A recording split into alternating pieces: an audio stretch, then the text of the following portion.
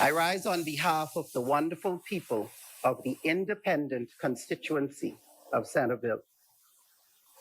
My mother, Mr. Speaker, taught me a very important lesson. She taught me many lessons, but one thing she did speak to me about, and I held dear to myself, is to be a man of my word. And so if I say to you that I would do something, unless I decided otherwise, I would communicate such. But I know because of that one important lesson, I will never be broke and will always be able to count on or be supported by others. Before I get into the Bahamas Development Bank resolution, Mr. Speaker, I'd like to offer some congratulations. I pray quite often for members of Parliament, especially the government side.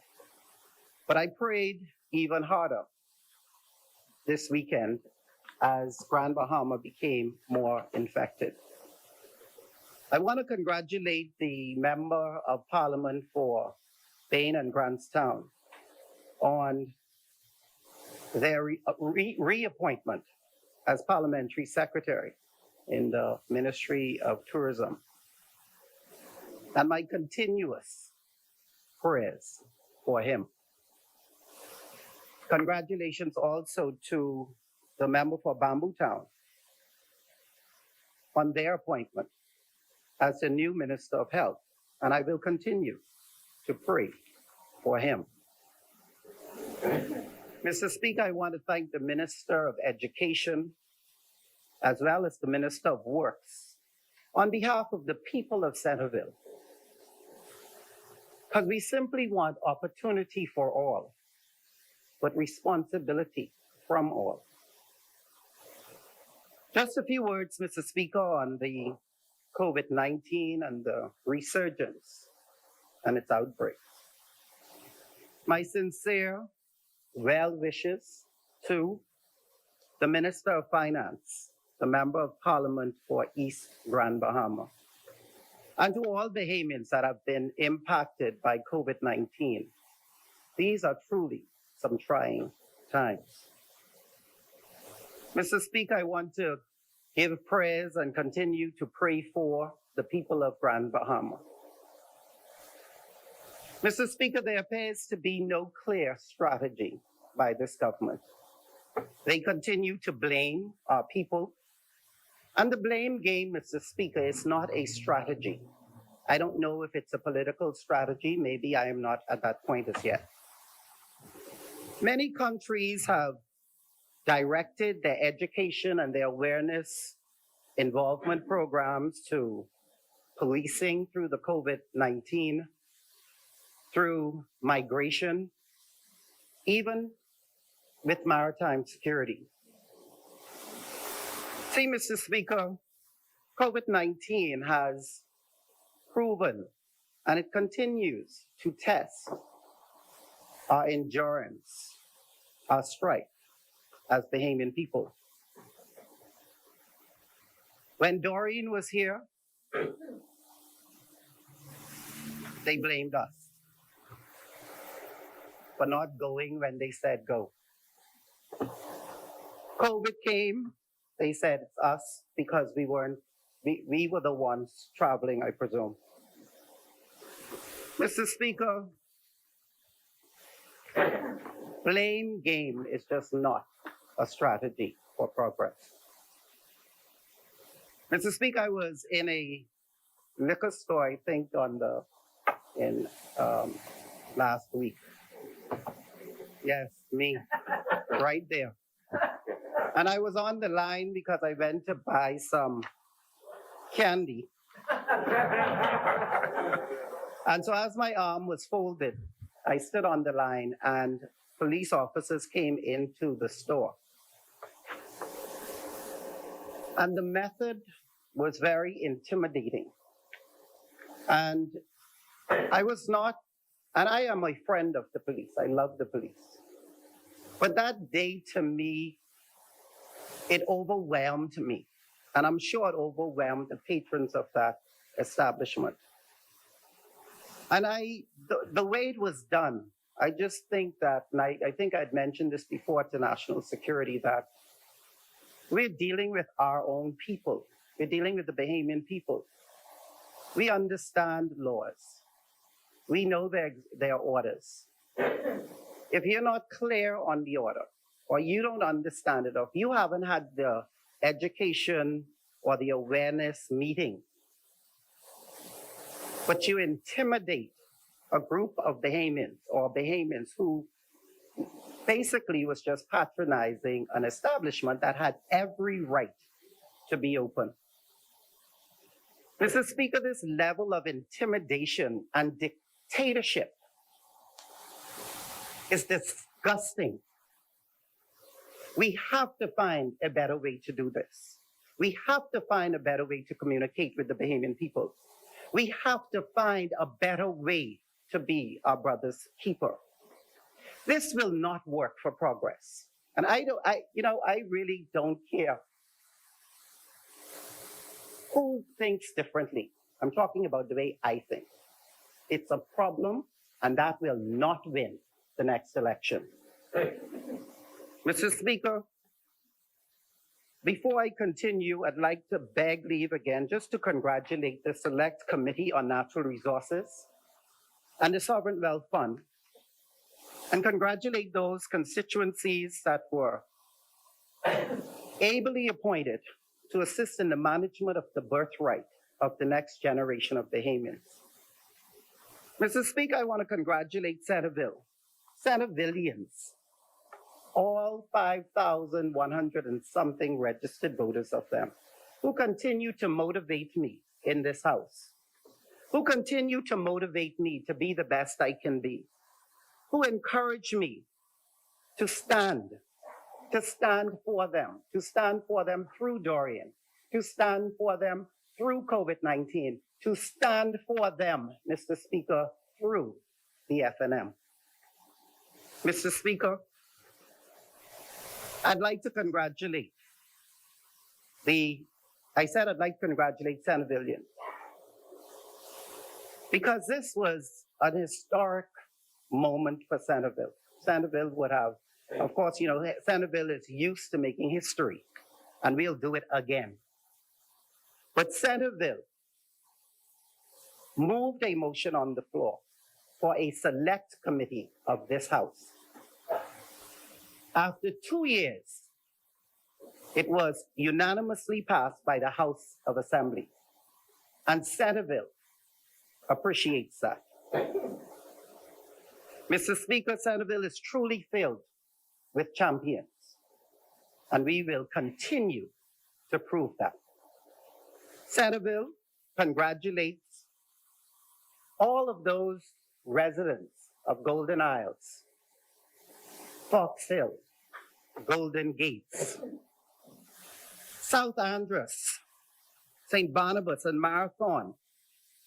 Almost 35,000 Bahamian voters are represented in that select committee. They're not there representing themselves.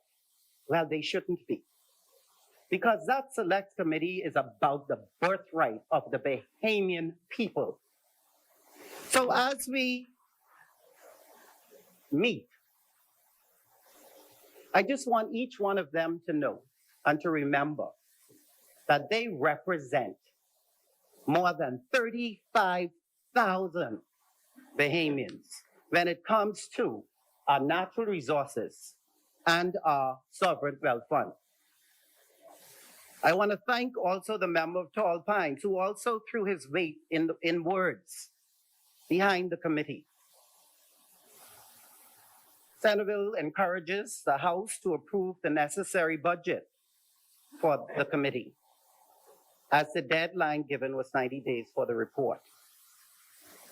Mr. Speaker, I want to take this opportunity to encourage every Bahamian to join the Natural Resources Foundation, the Bahamas Natural Resources Foundation.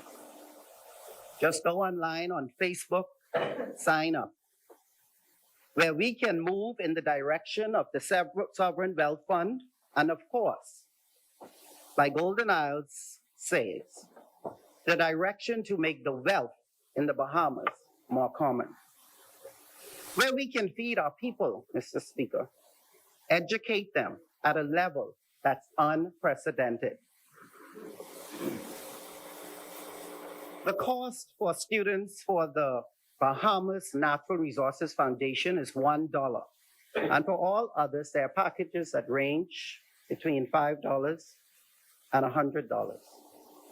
So on behalf of the president of Bahamas Natural Resources Foundation, Mr. Larry Boleg, and the secretary, Athena Gay, I encourage all members, all Bahamians, to become members of this organization. Become more aware and more knowledgeable about our natural resources and the contractual arrangements related thereto. Mr. Speaker, once again, the government is bringing a resolution to the House of Assembly. A resolution for us to vote on of $37 million with regards to loans. And once again, Mr. Speaker, the audited reports or the financial information, like Exuma would have mentioned, not presented. Mr. Speaker, I don't know if we even know what is collateralizing this loan, because the member for Garden Hills would have talked about a safety net. But, I'll speak further as to getting a loan from the safety net for an unprofitable organization that's been unprofitable for many years is contrary to progressive development. My research, Mr. Speaker, indicated I was able to locate an audited report of the Bahamas Development Bank in 2017, which reflected in its audit opinion the issue of a going concern. And it's important for us to see this financial information, Mr. Speaker, because it really helps us to direct and steer a corporation or an organization of which we are responsible. Mr. Speaker, I know for the past 3 years I might have been, and I said it to Bamboo Town, I know I'm saying a lot of the same things, over and over again. And that's because, Mr. Speaker, governance is so important to me. That's why, authority is so easy to respect, because it's right there, it's in writing. It is the mindset of corporate governance. So to say that someone didn't do this or didn't do that, but you don't do this and don't do that, it's very difficult. And our children, we have to bridge the gap between us and our children. There's a huge gap, a very huge gap, Mr. Speaker. So $37 million in loan. No Public Accounts Committee report of the House of Assembly. No State of the Treasury report. But now you're going into the safety net of the Bahamian people, where there is unfunded pension liability. So what are we doing? I mean, what is it that, as a country, or even as a government, what is your strategy? What is your plan?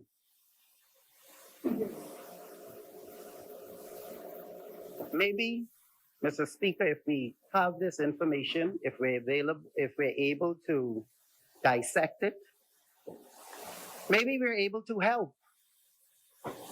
I looked into the gazetted list of committees of November 2019, and I didn't even see a chairman listed for the Bahamas Development Bank, not in that particular gazette. I hastened then, though, to go I went further, because We went to the committees of 2018.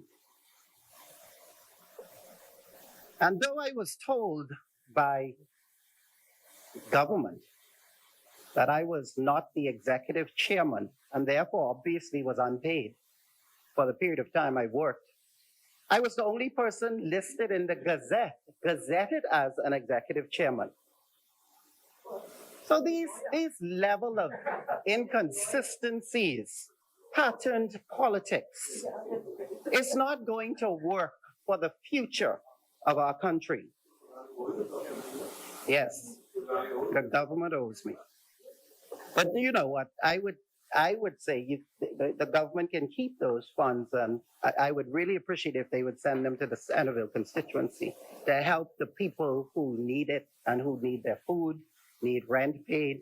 You can use that same $40,000 and take it down there to assist the people of the Centerville constituency. At this stage, Mr. Speaker, I don't know how involved the board of directors of the Bahamas Development Bank, how involved they are in their numbers or their calculations or why they would want this or want that. But yet we are lending $37 million to an entity without justification. Mr. Speaker, entities like Bahamas Air and Bahamas Development Bank are issues of governance and political interference, and that is my opinion. And wherever political interference is, governance will fall short. If we are going to progress, we must devoid ourselves, especially institutionally, of political interference, of political risk in these organizations, such as BDB, and commit ourselves to responsible, accountable, and transparent governance. Otherwise, we are going nowhere fast.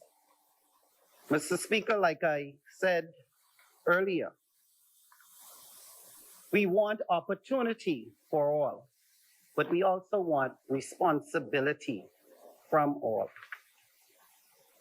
I'd asked earlier what is collateralizing the loan. I guess it's the safety net of the Bahamian people.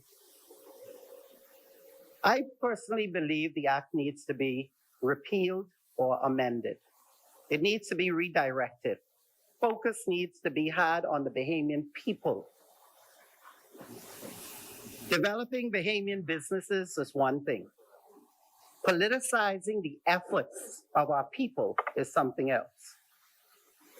The resolution, Mr. Speaker, speaks to the act of promoting industrial and agricultural and commercial development through financing and investing in approved enterprises. What are approved enterprises? That definition needs to be reevaluated. It speaks to the encouragement of citizen participation in approved enterprises. It speaks to promoting and enhancing economic development. And I was surprised to see that the act actually made reference to natural resources, but no definition. What is the definition, Mr. Speaker, of natural resources? I've gone over almost 12 pieces of legislation, and one defined natural resources as one thing, the other didn't define it at all, the other used it, one didn't include land, the next one included microbiological items. I think it's very important for us to understand what our commitment in this place is. It's not for you to rubber stamp things. We're not here just to look at a piece of legislation. Well, based on my experience and what I've seen in this House, it appears to me as if legislation is only done to target certain things, which obviously appears to me, again, not to be for Bahamians. Mr. Speaker, it appears as if the government is converting, I guess, from bonds to loans. What is the purpose? What is the purpose? To me, I believe that, when you have to go to your safety net and get a loan from your safety net, and the safety net has to charge you a percentage, to me, you don't have no other options available. And that frightens me because we told you, we gave you permission to get $1.3 billion. And if you can't find 37 million, I'm concerned. I am concerned. And so if it is not a concern, will somebody please tell me? And I want to, and that's why I started by saying that, wishing East Grand Bahama well, because he is the minister responsible. And so I'm sure maybe he has an understanding, but it concerns me. Because whenever you have to go to the safety net, we just approved $1.3 billion. So if you can't find 37 million, I don't know. I want the Bahamian people to brace themselves. Brace. Brace yourselves for some of the hardest, most difficult months that we will ever experience in our lifetime. Mr. Speaker, I would think, and like I said, borrowing from NIB is a point of desperation, not a point of negotiation, especially considering our unfunded liabilities and NIB's commitment to the challenges of COVID-19. In 2017, Mr. Speaker, the Bahamas Development Bank had accumulated deficit of over 61 million and continues to lose money at a rate of over $1 million a year. Where is the governance model? Where is the management, the non-political model that will make it work? Why are our taxes? Why do we continue? Why are we draining the Bahamian people? Because of lack of creativity of those in charge. Mr. Speaker, why are our taxes funding an organization known to be very politicized, non-profitable, and not committed to good governance? Mr. Speaker, that the bank has incurred significant losses and a reduction of equity due to the performance of its loan portfolio and its loan provisioning. Liquidity and ability to meet its obligations are significantly impacted by loan losses. Mr. Speaker, is this institution a going concern? And how long has the state of affairs been what it is? Mr. Speaker, rebranding and building capacity of any organization or building the capacity of the Bahamas Development Bank is commendable. But it should start with the Act itself, the laws. The Act should be accompanied by regulations, by policies and procedures and guidelines so that we all become a part of what the Bahamas Development Bank is supposed to be. More Bahamians would benefit, Mr. Speaker, and the goal of the bank would be met, which is to develop our people, our economy, and our businesses. Mr. Speaker, the Minister for Tourism, who would have moved the motion, alluded to a release of the sinking fund to assist. Mr. Speaker, I believe the sinking fund has about, well, in 2017 it was about 14 million, so I don't know what is there now. But he also, based on my understanding, said that we would need the 37 million in order to release the sinking fund. So, Mr. Speaker, the sinking fund, let's say if that's around 15, And that's supposed to be cash that you would have sunk. And you're borrowing 37 million, then you really need 52 million. All I'm saying, Mr. Speaker, is this political rhetoric and this narrative, it's not going to work for the Bahamian people. The young people aren't going to buy it. They're not interested. They don't even listen to anything that we say. But I have the utmost faith in them that they will do what they need to do in 2022. Mr. Speaker, I would like to ask the minister to table the diagnostic review that was done by International Financing Consultants of Canada that he had spoken to. Maybe the House can assist based on this report with the development and the capacity building of which he speaks. I would have said it before, but I'll just say it again before I wrap up. Garden Hills, the minister responsible for NIB, spoke of a safety net. But as we release the safety net to a non-profitable SOE, we hope the risk management models are taken into consideration, as well as the political risk. That is what has been plaguing that organization for many years. The political risk, and it continues. It's heavy. It's worse than it's ever been.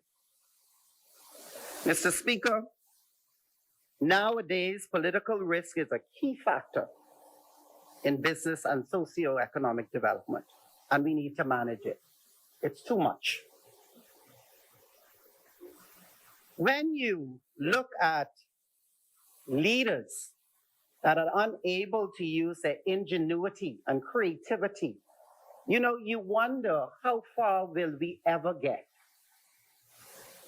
This is a problem for me, Mr. Speaker. Many educated Bahamians, not only around the world, but right here, are unable to find a job, unable to work, unable to find career paths. Why? That table, that seat, that chair is filled by some political, I'm not going to use that word. But anyway, Mr. Speaker, the Bahamas Development Bank, in its formal structure, in the way that for the reason it was created in the first place, is what Centerville supports.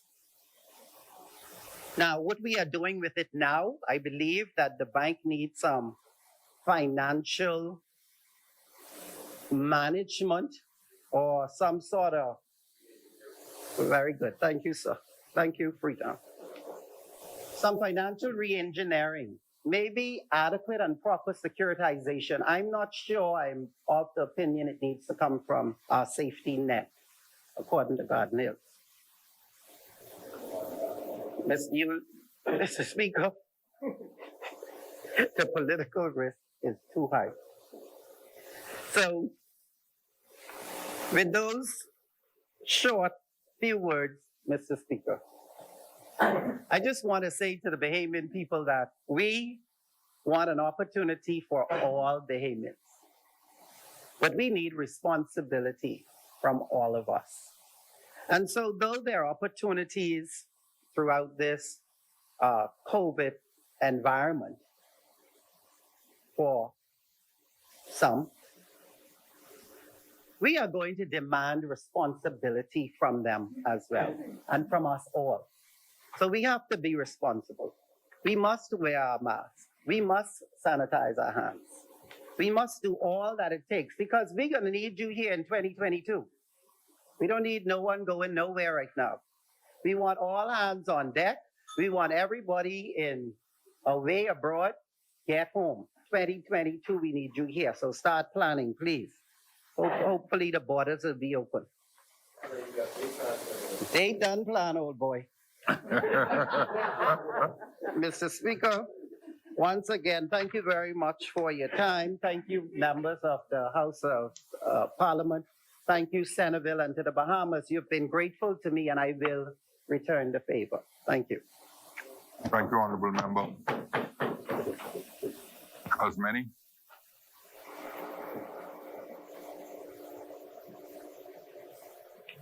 The chair recognizes the Honorable Member for Angleton. Thank you, Mr. Speaker. Speaker, I rise today on behalf of the good people of Angleton, who I am so proud to represent, who, as I've always indicated, have displayed and demonstrated the highest level of discipline, forbearance in the most difficult of times. But I'm noting, though, now, right about now, things are getting very hard for many in that community. They were hard before, but they're becoming very, very hard. And one of the issues, well, of course, jobs is a major issue. But a more fundamental issue right now is that of housing. And many people in the community are getting letters of eviction. I think I saw one about 4 o'clock this morning from a lady who's taking care of her mother, who's in her 80s, who is indicating that they're about to be put on the streets. She and some children and her octogenarian, her 80-plus-year-old mother. But I'm hearing this across the board, different variations of scenarios where people are facing eviction. And you know, Mr. Speaker, a lot of times I leave voice notes on my phone and I listen late at night. And the despair you hear in the voices, man, is, it's disturbing. And I thank God that He has given me some level of a constitution to be able to listen, understand it, feel it, and then be able to get up and see how we could help. But I'm seeing it more and more and more and more in the community. And I want to put it on the table again. The Prime Minister is here. I know it's not a simple issue. And every month rent is due. So it's a recurring obligation. It's a lot of money. But housing is fundamental. And people are, I don't know what they're doing. I don't know where they're going, how they're managing. Maybe that's the strategy. You could do your best. And hopefully, if we don't really know, then it's okay. But I know a lot of people are facing very desperate circumstances. And they have children, and they don't know what they're going to do. And so I'm calling on the government to devise a program that protects people who have lost their jobs through no fault of their own. Many of them are in the hotels. A lot of them thought they were going to work at the end of this month. I heard one a couple of days ago when they extended it, say that that's not going to happen. And she said, I got to find a job. I can't go, I have to find a job. These people, through no fault of their own, due to circumstances external to them, are facing fundamental, immediate crisis situations, and one of them is housing. And I'm asking the government to turn its face to this issue, to see what can be done, because it's going to get worse. I think the member for Centerville will say the next few months are going to be the hardest we've ever seen. I believe that. And so this is an issue. I'm asking the government to bring a true, real response to people who are put at risk in housing and who have children and elderly persons in their household. And this is a real issue in Angleton. The other issue I want to raise is BPL. I know BPL is cash starved. I know all those things. We know it's a history. We know all these issues. 300 today? Yesterday. The member for Kell Island, Brumkins, and Salvador is saying that 300 people were cut off yesterday. I don't know where you're starting, but I know on Key West Street, okay? They're disconnecting. This is what I was told. So I don't know where you're starting, but I want to ask you, please don't start there. Please don't start there. Go after the big boys who owe the BPL. Let's go after them first. And then let's go after the little people who are about to be put out and who don't have a dollar. And on the issue of NIB, I just want to say that, you know, I think that the staff and the team there has done incredible work, and I've said that before. The minister knows that. But there's still people who are still waiting, and every moment is difficult when your back is against the wall. And then, of course, there are those who don't meet any of the criteria, like a group I'm about to talk about, which are the ones that Arawaki and the owners. I don't know if they fall under anything that any assistance program. The ones who sell fruits on the side of roads who've been stopped. I don't know. You know, they fall in between the cracks. We've taken strong action of state against these people, and there's no safety net for them. On the issue of, you know, the fish and vegetable vendors, I was reading, I started to look at this today while I was in the Parliament, and the ILO has done a brief on COVID-19 crisis and the informal economy. And I want to commend this to the government to have a look at this. And one of the things they say in this report, and I can lay it, is that, and I'm reading from the first page, the ILO brief, International Labour Organization. It says, many women and men in the informal economy need to earn an income to feed themselves and their families, as most of them cannot rely on income replacement or savings. So these people are really falling between the cracks. Not working and staying home means losing their jobs and their livelihoods. So you're talking about a catastrophic situation with these people. We seem to have not raised them to the fore. I don't know if it's because they're poor or, I guess, working class. But this is what this article is bringing a focus to this category of person. And then they have a quote here: to die from hunger or from the virus is the all too real dilemma faced by many informal economy workers. And I also saw that the IDB did a study of informal workers in this country, and they found that between 20 and 30% of economic activity in this country was informal workers. That's almost a third of your economic activity is from this category of person. And so I don't think that the government can continue now to take extreme action without bringing a focus to alleviating the circumstances and conditions of people in this category. The issue of Arawaki and Porter's Key, the member for Exuma and Ragged Island spoke about this. And he said on one side of the road is one thing, on the other side of the road is, you know, business as usual. I was watching television, and one of the individuals who has a business there, I don't know him, he was saying that when he went and broke the news to the person at the bar, the person in the kitchen, the cook and all that they were shutting down. And he got emotional himself. He said he saw the tears in their eyes because they've been without work for 3 or 4 months.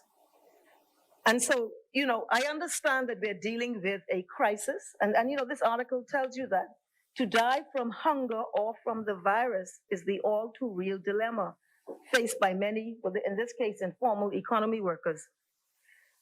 We have to find a way to bring a management process so we don't cause too much suffering in this country.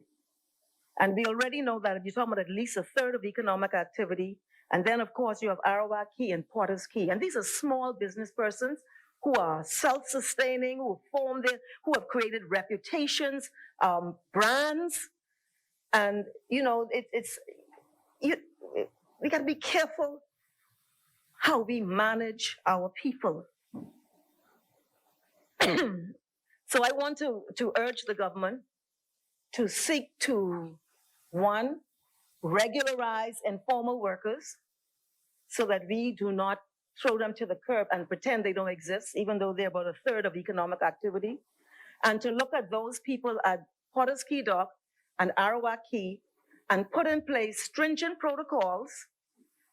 Let's say, tell the bar 2 drinks per customer. Whatever it is that you fear or you're worried about, put in place regularization or oversight protocols to allow for people to make a living.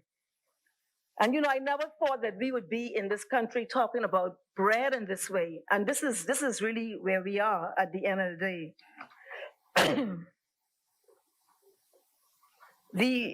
The issue of COVID-19, I just want to say, and I see Freetown is here. I have a concern that we keep getting, in my view, from the minister, commentary that is almost, in my view, cavalier in its import. We heard it initially when the Minister, Tourism and Aviation, responsible for ports of entry, said, we're not going to test anybody because, we're going to get it anyhow. We got to live with it.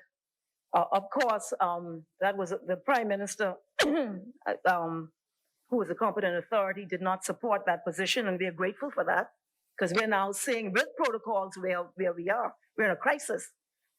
But also, most recently, the minister made a point, and I think the Prime Minister today is sort of regularizing that commentary also, where it was suggested that Bahamians brought this situation upon us, even though that minister himself admitted that there may be an issue of fraudulent testing with tourists, that there was some who his words were, fell between the cracks. So in other words, didn't have testing, but it ain't them. It ain't them. What's the point of order? The chair recognizes the honorable member for Freetown on a I point think of order. the member is misrepresenting my statements. When I said that persons fell through the cracks, what I meant by that, and I don't know what was reported, but what I meant by that was that when we first started the screening of foreign visitors, there were some visitors that, quote unquote, fell through the cracks and got to the border with inappropriate tests. But they were caught at the border and they were deported. That's why we had a very large amounts of deportations. They were denied entry and they were turned around and sent back. And then what we decided to do was, you know what? Let's develop an infrastructure to screen everybody before they get on a plane and come to the country. Let them submit their COVID-19 test so we could screen them so we wouldn't have the unfortunate situation of persons turning up at the border and having to be turned around and sent back home. So nobody slipped into the country that I'm aware of. And as far as I'm aware of, the Ministry of Tourism, the Minister of Tourism is not responsible for people coming into the country. We get them to the border and then there's another agency that takes over. So I saw a television interview with some tourists who said they didn't take a test. I think you are familiar with that because it caught us all by surprise. But on the issue of you're not being responsible, can I urge you then to stop talking about it? Could the minister stop talking about it? The chair, honorable member, the chair recognizes the honorable member for Freetown on a point of order. What's the point of order? I have every right to mention what I want to mention. I'm an elected official. I'm representing the people in Freetown here. And so I have a right to represent them. That's what I'm doing. Just in much the same way as you do, Angliston. The minister cannot, on the one hand, tell us it's not his portfolio. And then on the other hand, tell us what should be happening in someone else's portfolio. You sit around the cabinet, let those who are responsible do it. Don't talk about areas that are not in your portfolio. You just told us, you said you have a right. You told us you have a right. You have a right. But it's not your portfolio. So if it's not your portfolio, I don't know if the other minister thinks you have a right, but you're creating confusion because you're saying one thing, you're saying one thing, and the competent authority is coming back and saying, let me give you an example. You said there'd be no testing. You said that. But the competent authority said there will be testing. So don't let me get stuck on this, please. The chair recognizes see the honorable member for Freetown so on a when- point of order. Mr. Speaker, the member is really misleading everybody by saying that I said that there would be no testing. Obviously, this is a fluid situation. When we said that there was going to be no testing, that was in April and May when the situation in Florida and the United States wasn't in its current situation. If you look at the facts, Mr. Speaker, if you look at the amount of people, on the 1st of April, there were 7,700 people in the state of Florida who had positive cases. But by the time you got to the 1st of June, there was 56,000. So my point of order is that you're misleading the House by saying that I said that people could come into the country without a test. But hold it now, let me say that. I said it when the situation was different. I said it when the situation was different. The situation has changed. Now there's 369,000 positive cases in Florida. Of course, the situation has changed, and we change. That's what we do. We change when the situation changes. So please, relax yourself. Of course, it's your jurisdiction, but he admits he said what I said he said. So I don't know what the point of order is. And furthermore, the reason why you have an exponential outburst of COVID-19 is for the very reason that you were recommending, where you just let people come in. That's why you don't have protocols, you don't have stringent protocols. If you do not have stringent protocols, you will face a problem. And that is why you put in place protocols at the airport, which you were recommending should not happen. Whether it was last week, last month, or 4 or 5, it ain't logical at no point, in my view. Not in my view. And let me do my presentation without you agreeing with everything I say and then defending yourself, because you said it. And so I want to take objection to a minister of government suggesting that it's not that crew, that those persons, but it's the Bahamians, which is not scientific.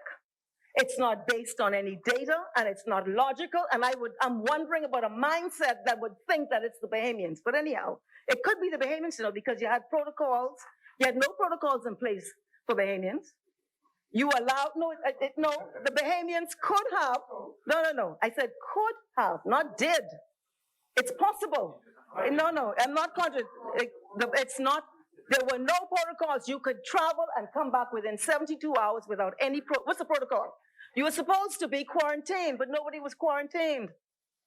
And so, that's the protocol, not being quarantined?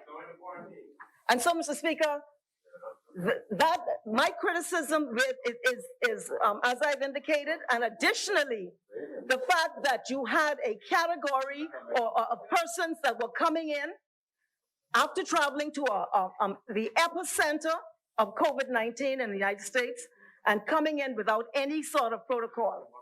And then but to suggest, to come and definitively say who caused something without any scientific basis is very regretful and unfortunate and offensive. Speaker, the other point I want to raise is that, excuse me, and this is, and so before I end that, I just want to urge this, that we ensure that we put in place consistent protocols that are strict so that we minimize the risk to the Bahamian people. And, in Grand Bahama, we know what happened there yesterday, and that's another story for another time. But these are very serious circumstances, and as the competent authority keeps reminding us, if we have an overrun at our health facilities, we will have a crisis like you would never want to see in this country. That is the real fear that I have, the hospitalizations and the strain on our healthcare sector. And in Grand Bahama, which is a tent, it is even more frightening. So we have to cooperate. We don't need everyone to get in front of a microphone and be at cross purposes. The government should speak with one voice and not be all over the place and sending mixed messages on this issue. There's one competent authority, and that's really who should be speaking on these issues, not everybody else. And that's really my point, Freetown. The other point I want to raise, Mr. Speaker, is, again, the minister, this is moving on another issue, the reservists I think, Prime Minister, they said they delivered a letter to you. They're the ones manning the shelters. And they said they've not been given what they call the mobilization. That means something in the police force. And they feel very betrayed because they've put in hours for months, well, almost a year now, and they've not been compensated in accordance with what they said was agreed. And I want to bring that to your attention. The reservists, they said they wrote to you about it. On the issue of the fishermen, I want to raise another issue for Grand Bahama. I'm told that the 1st of August is the beginning of the lobster season. And the fishermen in Grand Bahama are asking that you allow, Prime Minister, allow them to go out the first week of the season. They say otherwise, their traps will be for the first week, in anticipation of it, because they say otherwise the traps will be cleaned out, depriving them of harvesting the best catch possible. So they've asked me to make that representation to you. The other thing, on the development bank, I want to first of all adopt everything that the member for Exuma Ragged Island said on that issue. And this is Grand Bahama, where there's a curfew. Well, I know, but there's a curfew, and so we got to make sure you don't violate the. Sir? Okay. I've not heard him speak to the curfew was imposed yesterday, so I've not heard him speak since yesterday. Okay. Well, this is just for their elucidation. I think we should make it a more public thing because these people don't know. They're not in that chat. The other thing on the development, on the issue of the development bank, I just want to say. Yeah, okay. Well, I'm presenting it now because it hasn't. Okay? So I'm speaking on behalf of fishermen who asked me to speak for them. I don't care. I represent the largest. Right. I'm glad you know, but there's some who don't know, and I'm speaking for them. Okay? Thank you. Thank you. Yes, I got to work hard to make simple positions with some, you know. The development bank. I said simple issues. I said no one simple. Huh? What are you confessing to? You ran audit. The Bahamas Development Bank, this was a creation of the Progressive Liberal Party, and I think to be said, was formed in 1974. And the importance of that is that, I hope St. Anne's don't get mad, the importance of that, he doesn't like me when I speak to the history, the great history of the Progressive Liberal Party. But this would have been formed for the purpose of, well, you had 20 years of it, so I got to share it with you. But the formation of it, the creation of it, the creature was created by the Progressive Liberal Party, and the purpose of it was to empower, when you had a scenario beforehand that people did not have access to capital, people of color, and that the resources of the state were concentrated in the hands of the few. This was an instrument to allow for a broader participation in the economy. And that is why you would have seen that a lot of the mailboat owners who now have, their vessels are the best you can find anywhere. And they're very high capital vessels, but they are funded by the Development Bank, which they also perform a critical function for the Bahamas, which is the interconnectivity of the nation. But this is what the purpose of the Development Bank was. And that is why when the member for Freetown spoke to it, I know he's just sitting in, so I don't hold him solely responsible, but we would have hoped to have heard a policy enunciation as to the vision of this government, as to what is the anticipation. What is it that we can expect of this administration of the Bahamas Development Bank? We didn't hear that, and we just heard a lot of patting on the back, and this is the best it's ever been, and since a decade, and we did this and that.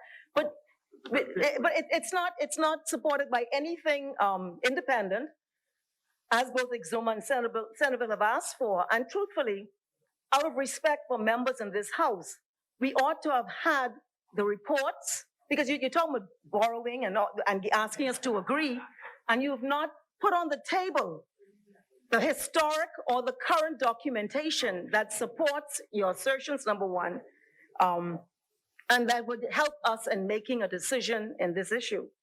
And the IFC report, 2 members before have asked for it, and I also reiterate that it ought to have been laid because, and Centerville makes this point, you cannot just come in here and he calls it the rhetoric, but you cannot just come in here and make assertions without putting it within a factual context, because we are decision makers in here, and the Bahamian populace have intelligence. And so we're not just going to take it because you say so. Those days finish a long time. They finish from the first early days of your office. No one takes what you say just off the cuff. You can't expect us to do it, and it's not proper to expect us to do it. So I want to repeat that report should be laid in this Parliament. It should have been laid before this debate, because the undertaking is to do it after the debate, and by then it'll be too late for this purpose, and it's not appropriate. And what I would have also loved to have heard is how many loans have been given, what purposes, so we can understand how the Development Bank has been operating under this fantastic era that Freetown talks about. And if it's been 2 loans or 3 loans, then you've not really extended it as the aggressive vehicle that it should be. So it's just unfortunate that we really don't know what you're doing with the Development Bank, and this debate would have been a very good boasting opportunity for you, but that has not happened, and so we don't have a clue. But hopefully at some point when this report, which the member has undertaken to lay, when we get that, we will be able to come back to it in a more substantive way. The new Minister of Health is here, and I wanted to raise a point to the Minister. I'm told by an individual, and she's speaking on behalf of other cancer patients, that the drug Herceptin, I don't know if I pronounce it right, for cancer patients is not available. And this particular patient who's fighting for her life, she said she's missed 2 courses. She's missed 2 courses. And we'll miss another one on Friday. Well, I think Friday will be the second one. Yeah. Sorry. Grand Bahama. Chair recognizes the honorable member for Solani. Thank you very much, Mr. Speaker. Member, we look into that because the Minister of Health don't know the answer, and I don't know the answer. I know it is, but I don't know the answer. So we look into it for you. Thank you, Prime Minister. And I just wanted to say it's urgent because it's creating great anxiety for people who are facing serious illness, catastrophic illness. The other issue I want to raise is there was a notice in the papers today. I don't see the new ministers in the Senate, but it's a public notice, and I heard it on the radio community announcements this morning during the lunch hour. And this is a Gazette, a government notice. Which newspaper? Well, I don't know which one. This is Tribune, Guardian, Tribune. It's today's paper. It's in both papers. It's a Gazette, and it's speaking to Clause 70. I think it means Section 70, the Road Traffic Act, which speaks to the surrender and transfer of licenses and substitution of vehicles. And then it goes down on a second public notice speaking to people who are issued or marked in the estate of taxi plates. And I only want to say this appears to be a preliminary step towards something.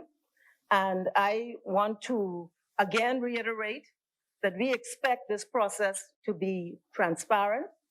When you are determining when you will distribute plates, livery, or taxi, that there should be, pardon me?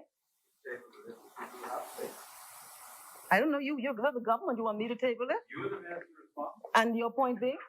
Yes, I should know, and we didn't issue 1 plate while we were government, not 1. And so I just want to, because there was a moratorium, and we were respectful of that. Even though the former, and thing that you've reminded me, the former Free National Movement administration under a prior minister the cabinet agreed to give out plates, and they did it. I call it under the radar. It was not transparent. There was no publication. So yes, we do have a concern about it, and I'm asking that that does not happen on this occasion. No, yes, you were not in the cabinet. You weren't in the cabinet. I know who the minister is, my buddy. I won't call his name here today.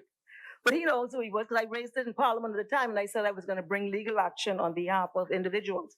But in any event, the point I'm making is that we would like transparency all the way through, because I know I'm just getting this election buzz feeling. I could be wrong. But, yeah, I get an election buzz feeling. I thought you never lost it. No, I'm just saying. And so, around this time, you want to do some things? Well, if you can do some things, let's make sure it's transparent, it's fair, and across the board so that everybody has the opportunity. Now, this is not the issue, and it's not in the newspaper, okay? Man, why you don't just let me finish my presentation, man? The other point I want to make, and my time is winding down, I just want the Minister of Labor, I want to look at the redundancy laws, because a lot of hotel workers are saying, at this point, and I think there's some legal issues that eventually a lawyer or some lawyer is going to grab onto. People are being held, and there are issues of whether the laws are being violated at this time. So I think the government at some point has to bring a focus to the issue of redundancy for hotel workers and other workers, and to see what their entitlements are. I want to, as the Shadow Minister for Aviation, again reiterate what South Andros and Mangrove Key said about the lights on Congo Town. The minister knows, but I know it's a recurring issue on runways, but if you have a medical emergency and there are no lights, you run a very risky situation in terms of what can happen on that runway being lit by vehicles. We've seen that already in our history. And secondly, you're potentially putting at risk people who may be in life and death situations. This is now about, how long, 3-4 weeks we've been talking about this, and it hasn't been addressed as yet. And I just want to say that it's highly urgent. And if the minister could, I know the minister was off the island. I hope you had your COVID test when you came back. But anyhow, you were off the island, so you were not here when we raised it before. But they're raising it. You were not here. You were. Okay, yes, you were not. You were not here. Yes, you were not here when we raised it last time.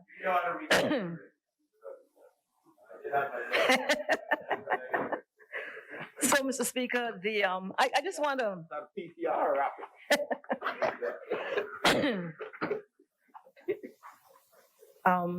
You have it available? You have it on you? No, I don't get in your personal business now.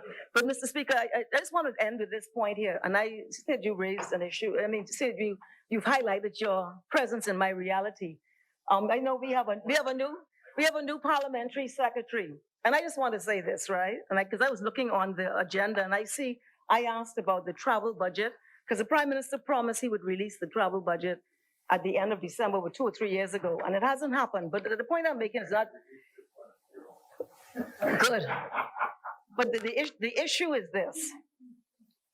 I was here, we were in the budget debate, and I spoke on behalf of the organization, and I said, let us all take a hit on our salaries. It's happened before, and it's a sacrifice, and we can feel it, but we can feel it no more than people down at the bottom of the road here are feeling it in this country who don't have a dollar. We ought to have, even for some, if it was symbolic, we ought to have sent that message to the Bahamian people. But the government has done the opposite. It has actually increased the burden on the public treasury. And I heard the minister say that, he got 8 departments and he's tired and all that. Yeah, I've been listening. But it's hard. I think it was a very slim rationale. And it does not send the right message, and at a time when it's probably the worst time in the history of this country. And all these, I know you might be going towards the elections, you want to do some things, but there are more long-standing issues. It's the morale of the Bahamian people. And we have to be very careful that we do not damage the morale. We don't say, you're the one who bring the COVID. It don't matter if we send you home because this, that, and the next thing. You sell banana. We have to be very careful the messaging we're sending to the Bahamian people because they're all precious in the sight of any government.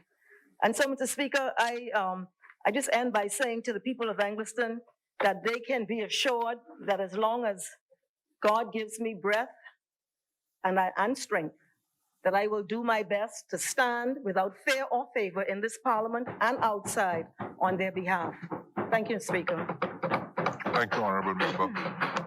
The chair recognizes the Honorable Member for Carmichael. Speaker, I don't have a point of order, but there is something that the member from Angliston said that I believe on a point of clarification would be important for me to clarify for the country.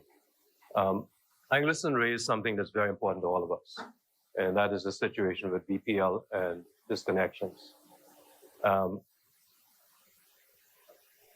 Speaker, BPL is a company that we all know from it was started, was broke. It was started as a broke company. It is an entity that has to pay salaries and has to pay for fuel. But notwithstanding that, there's a tremendous amount of empathy in BPL for its consumers. BPL has put into place a policy that would be very important for all of us to follow. The first aspect of that policy is that the people who are subject to disconnection now are people who, as of April 1st, were 3 months behind and have not made any payments. That means they would currently be, when they're disconnected, they would be 6 months behind.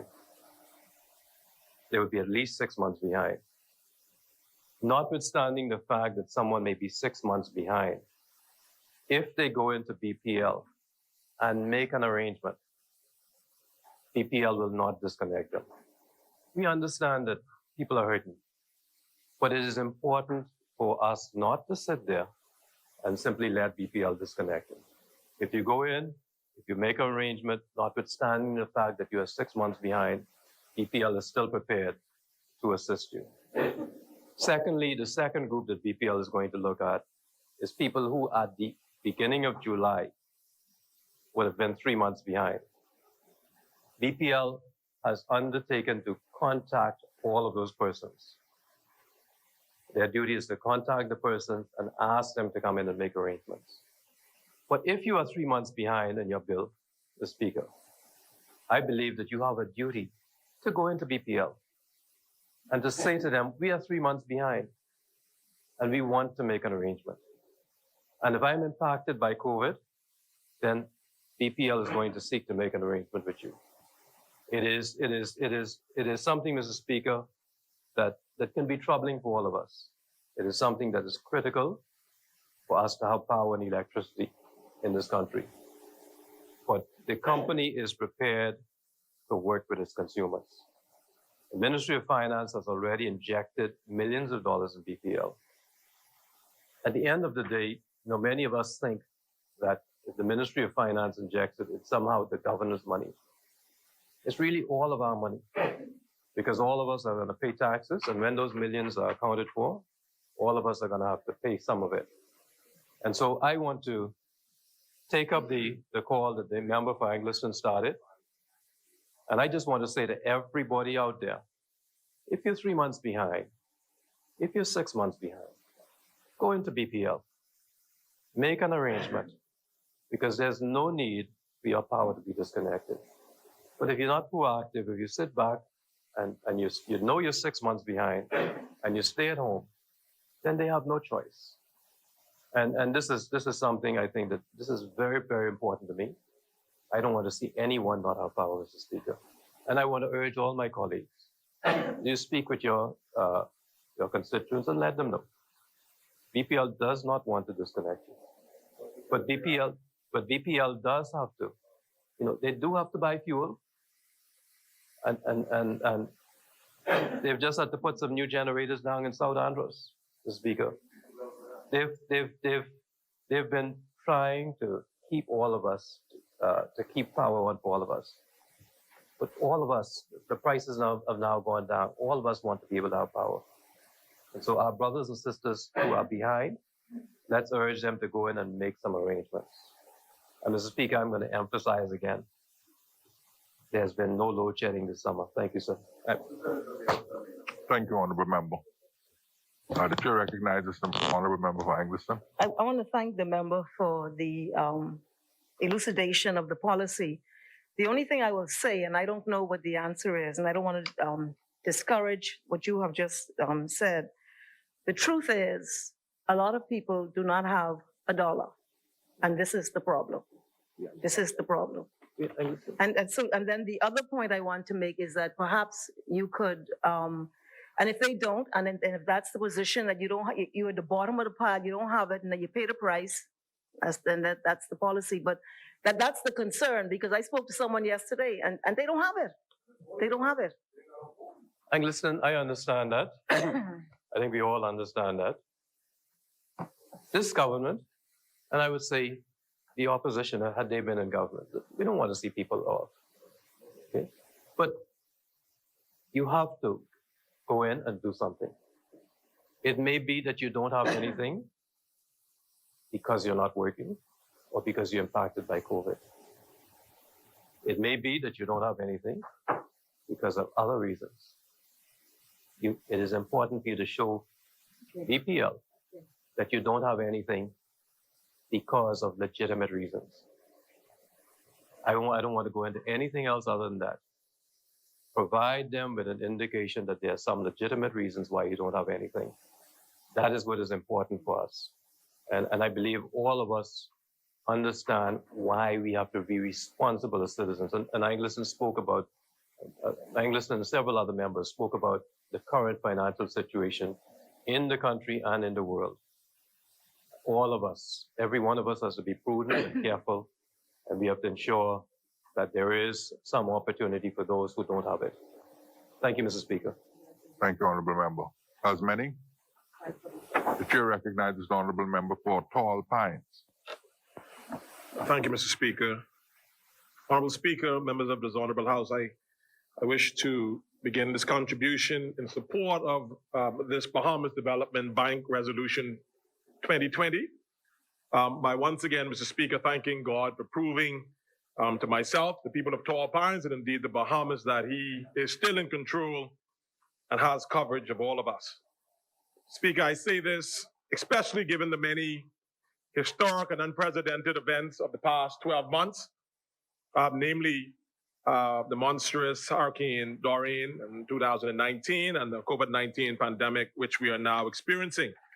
Speaker, I would also wish to thank my family, my Tall Pines Pride team, my constituents for their prayers and continued dedication, their hard work over the last 3 years as we together build a better Tall Pines and a better Bahamas. Speaker, when we speak of building a better Bahamas, I speak of the work that this government continues to do, as I said, even during these challenging times. And I want to congratulate the competent authority, the minister, the prime minister, and the member for Kalani, his team that's working with him and giving him professional advice on a daily basis. Also wish to congratulate and wish the very best to our new Minister of Health, the member for Bamboo Town, and also congratulate the member for being in Grandstown for his reappointment as Parliamentary Secretary in the Ministry of Tourism and Aviation. The Speaker, I was sitting behind the member for Angleton, and I got a text from one of my team members, and they reminded me. They told me to put on my mask. But it's interesting, Mr. Speaker. We often get notes from our constituents, and well, I think we're allowed to speak without the mask. But I want to, Mr. Speaker, thank them for reminding me. And I want to remind them and the entire Tall Pines constituency in the Bahamas that this government, we're not putting in place policies to make your life inconvenient. We're not putting in place policies to show any power over you, but we're indeed putting these plans and policies in place to make you safe, to make our communities safe, and to make our entire Bahamas safe.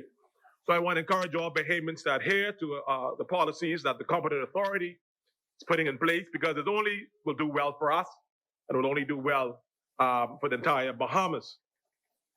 Speaker, while I do accept that we are going through troubling times, as I said, I do still strongly feel that this F&M 2017 victory that we're still celebrating today will no doubt eventually record a history of meaningful laws, policies, and initiatives.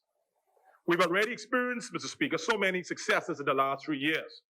And I expect these successes to continue under this Minister Turnquest team.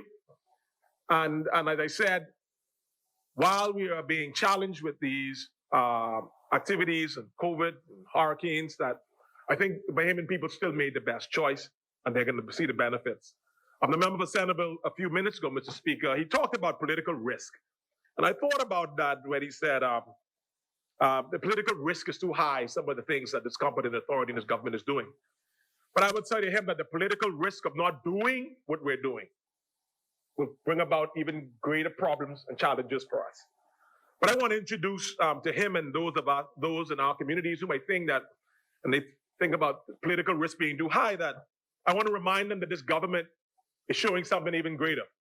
They're showing a political will to move our country forward even stronger.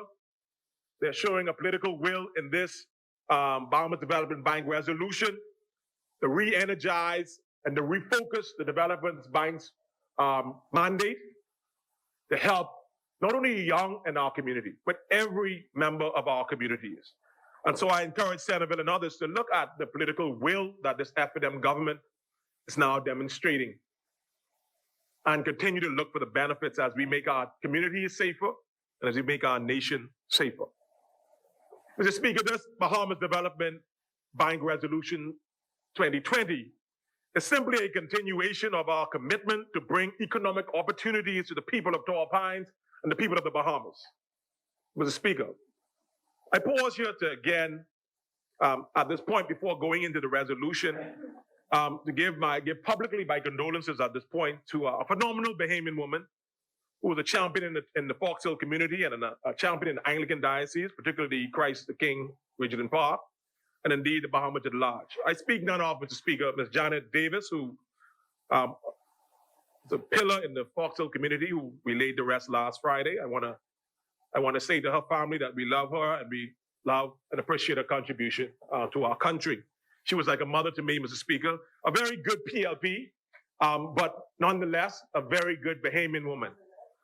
Well, not nonetheless in that sense, but I wanted to emphasize that notwithstanding her politics, she loved everyone, and she wanted to best for every Bahamian. I also wish, Mr. Speaker, at this time, before touching the resolution, to also give my condolences and Tall Pines' condolences to retired Superintendent of Police, Mr. Glinton Fernanda, the father of Apostle Delton Fernanda, the president of the Bahamas Christian Council, passed away a few days ago. He was a leader in his community. He was a crime fighter in this country. We appreciate his service in this country.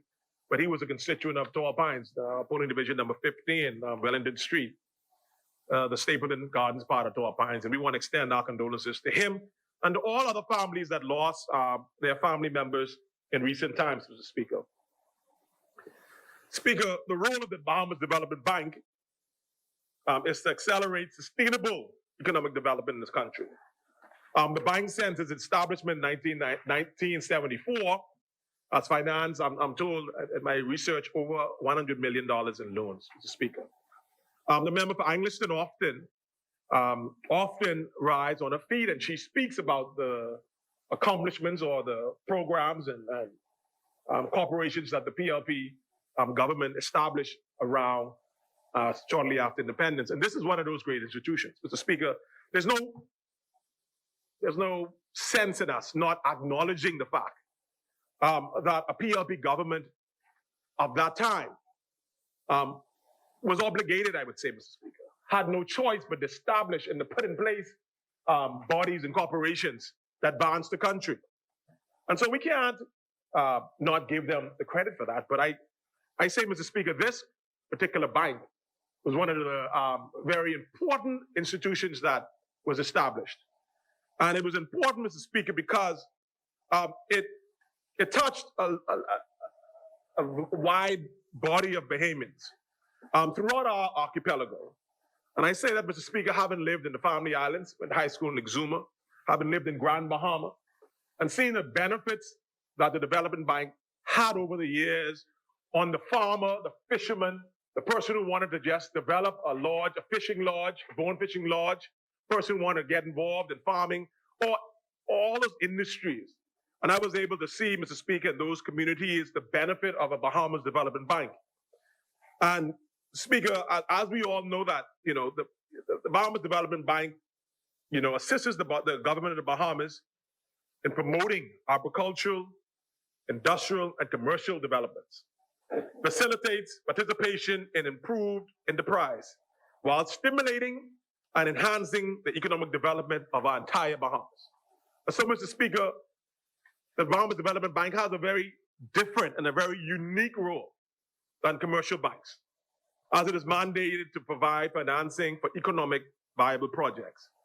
And that includes, Mr. Speaker, as a result, that creates opportunities and jobs. And I spoke about what activities that they would have been involved with and projects in the family and in creating employment, utilizing Bahamian material and resources, reducing imports and increasing exports through their loans for small businesses, introducing new skills and technology, Speaker, promoting prosperity for all Bahamians as a result. And so the bank's fundamental purpose, therefore, is to assist with the industrial growth of the Bahamas by providing financial assistance in key areas of industry, agriculture, and financial and commercial development, Mr. Speaker. The Development Bank's strategic development initiatives, which combines financing and training with collaborations from diverse stakeholder groups, has assisted this country tremendously in various sectors. And Mr. Speaker, it should be noted that from their 2018 strategic roadmap, as the member for Freetown spoke about them, the bank being re-energized and refocused, their 2018 strategic roadmap targets, Mr. Speaker, subsectors. But I want to name some of them so the young people in Tall Pines and throughout the Bahamas could be familiar, even during this post-Dorian period and during this pandemic period. I want to highlight some of those sectors. Renewable energy, Mr. Speaker, natural resources, agriculture, marketing and distribution, poultry production. The member for Marco City, during the budget debate, spoke extensively about how his ministry intends to develop and put focus on farming and agriculture and marine resources. And so the Bahamas Development Bank has committed itself, refocused itself on poultry production, Castorina, bark, processing. He spoke to that. I think several other ministers spoke to that. The cottage industries. He spoke also, Mr. Speaker, the coconut oil processing. And this is one of the things that, this bank has refocused on. Cultural tourism and tourism in general, fly fishing, and even, Mr. Speaker, intellectual property and information technology. And so for the young person out there that hear me, the young person out there that wants to know what's the new strategy, what's the areas, the subsectors that the Bahamas Development Bank has refocused on, I challenge you to visit their website, go into the bank there on West Bay Street, and ask them about these several subsectors and how you could benefit. As a part of its strategy, Mr. Speaker, the bank has integrated, and we hear about it many a times, the United Nations International Recognized Sustainable Development Goals. And when we talk about sustainable development goals, we're looking at, they've incorporated climate change initiatives, financial inclusions, gender equality, Mr. Speaker, quality of work and environmental sustainability in their quest to help in this national development plan. Pardon me? Oh, the elimination of poverty, Mr. Speaker. I'll speak to that in a few minutes because that's a very important sustainable development goal. In doing so, Mr. Speaker, it focuses on two twin pillars of financial sustainability and development impact. And the member for Southern Shore spoke about alleviating poverty. And that's where financial sustainability comes in. Speaker, not too long ago, this particular government, this very senior government, tabled this resolution in Parliament for us to debate and consider. And this resolution, Mr. Speaker, calls for the conversion of $37 million in Bahamas Development Bank's bond to a 20-year loan with the National Insurance Bond. And as the Deputy Speaker said, sorry, the Deputy Prime Minister said, Mr. Speaker, Minister of Finance noted, this conversion is a bond to a loan to free up, he said, to free up capital at the bank. And that's important, Mr. Speaker, because the bank, there's no secret, the bank has gone through financial challenges over the many years. But this now frees up millions of dollars to be available to young and old Bahamians with ideas and plans to tap into those industries that I mentioned earlier. So this frees up the capital during this time. We often talk about what the government is doing and what opportunities is being presented to Bahamians. This, Mr. Speaker, is a good example of how this government is responding to the needs of the day, the economic needs and the economic challenges of our Bahamian people. We're saying we're going to tap into this resource to make it available for all and sundry. Once you come with your plan, obviously, Mr. Speaker, once you come with your business plan to take advantage and to speak with the development bank and let them help you move this country and your lives forward. Speaker, as I said, there's no secret that the development bank have had its challenges in recent times. I think I read that there's a 65% non-performance delinquency there, over $68 million in outstanding arrears. But nonetheless, this new management team has decided to roll up their sleeves, Mr. Speaker, and say, notwithstanding all of those challenges of the yesteryear, we are still committed to building a better Bahamas. We're still committed to helping Bahamians during this serious financial times. And so they're saying they're looking at dramatically reducing the delinquency by 25%, to say 25%. And so we want to say to them, please, do your best, because we know that when you work hard at the development bank, only us in the Bahamas will be able to benefit from that hard work. And so, Mr. Speaker, this is why, for example, we want our constituents, and not only Tall Pines, but throughout the Bahamas, to be able to take advantage of this. And this is one of the reasons, Mr. Speaker, that we're going to have a free Zoom legal aid clinic in the Tall Pines constituencies planned for this Saturday, where we're going to talk about, we're going to talk about family law, we're going to talk about employment law and labor law, particularly during this time when so many people we hear about persons being laid off. And so they'll be able to learn free of charge how they could properly address those issues. We're going to talk about estate planning, wills, etc.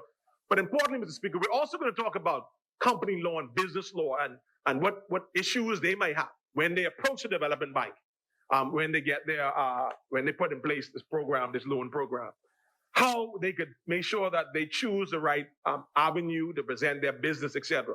And so I want to invite not only the members of Tall Pines, I want to invite members from throughout the Bahamas to tie into our Tall Pines Pride 242 Facebook.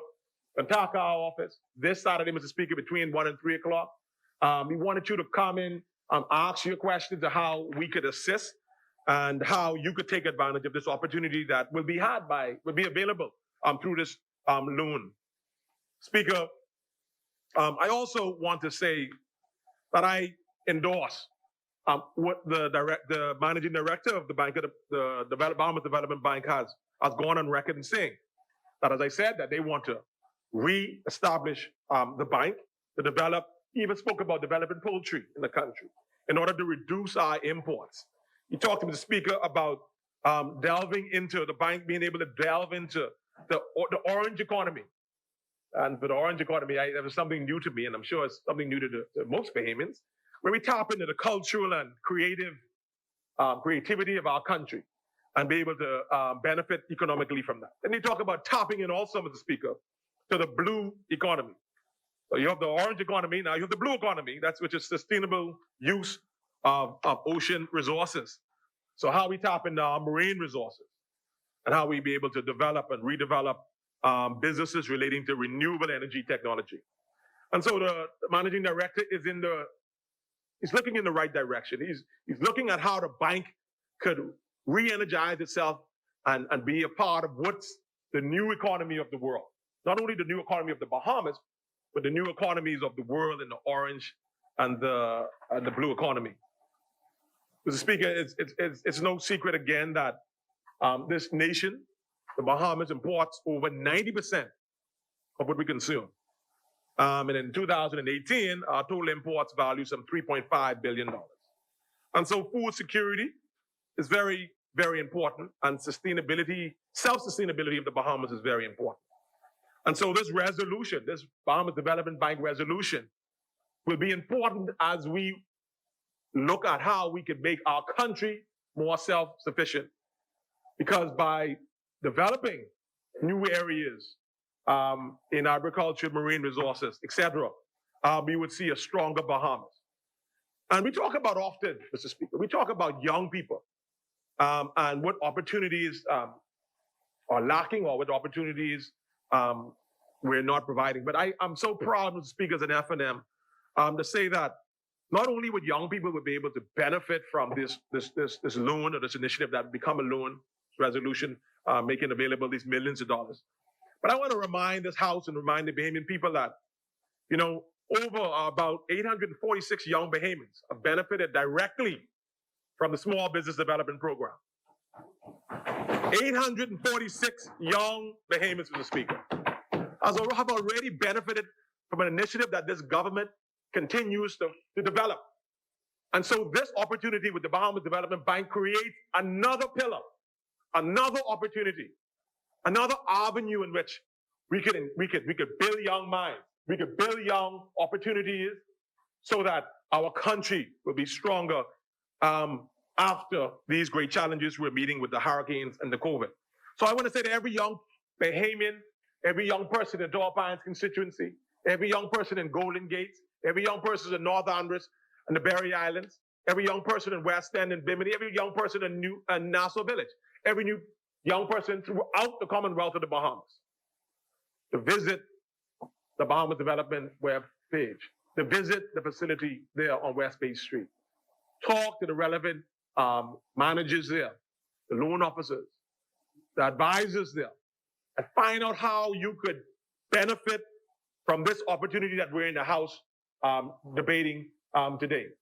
Often, Mr. Speaker, persons, they hear us speak in this House, and for many of them, they think it's all about just introducing new legislation that might not affect them. But I want to remind them today, on this very particular day, even during these challenging times, here's another opportunity for you, courtesy of your F&M government, the courtesy of your government. Take advantage of this opportunity. Millions of dollars ready for you. If you're interested in going into the mailboat business, if you're interested in starting a farm, if you're interested in getting a boat that you could go fishing, if you're interested, Mr. Speaker, in starting a bonefish lodge in a Loutre or Exuma, if you're interested in canning, using our agriculture products and starting a cannery, if you're interested in, as I talked about, coconut oil production, all of these different industries, this is an opportunity available for you today. And so we're making good use of our time in Parliament today. We're making good use of our time by letting you know that we're using your funds. I know persons talk about the depletion of the NIB funds, but the Speaker, I feel confident in knowing that at least those funds, the Speaker, those funds, they're not being used and we're not going to see the benefits of those. Those funds, the Speaker, are being used to create opportunities, to create profit. As a result of those opportunities, the bank hopefully will make profit and be able to continue its work. But more importantly for me, Mr. Speaker, that individuals in the Bahamas will have the ability, the resources that we often talk about, that the average Bahamian, Anglican says it, Cat Island says it, I say it, all of us say it, that the Bahamian who wasn't born out west, the Bahamian who wasn't born out east, or their parents aren't professionals in the hierarchy of our economy and our society. An opportunity for you to get a couple $1,000, maybe a couple $1 million, to start your own business, Speaker. And so, Mr. Speaker, you know, we often in this House, we talk about these things, and I want to say the people, particularly of Torrey Pines, that we are continuing to do our best. I am, as your member of parliament, continuing to support these type of initiatives. I'm here, Mr. Speaker, not only to fight to make sure that the streets are being paved in Torrey Pines, and I thank the member for Carmichael. Faith Avenue is being paved, committed to doing some other projects. I know Jubilee spoke about getting some speed bumps there. The benefits of we often talk about the landfill and the benefits and how that has helped our community. But I'm also here, Torrey Pines constituents, to look out for what is in the best interest of the entire Bahamas, and to let you know that this government is not only committed to you because you've seen the benefits, Torrey Pines, you've seen the benefits, but we're looking to benefit every single Bahamian. And this particular resolution is evident of that. And so, yes, Speaker, we want to build our multi-purpose community center in Torrey Pines right before the next election. We do intend, Mr. Speaker, to continue to assist persons in small scholarships. As I said a few weeks ago, we gave scholarships to persons to join a site that creates opportunities for internet businesses. And we can continue to do that. Speaker, we can continue to work on building our Torrey Pines Small Business Association before the end of this year. We can continue to partner with Southern Shores and Golden Gate and Golden Isles and Carmichael to make opportunities available through the center that's there, the Urban Renewal Center.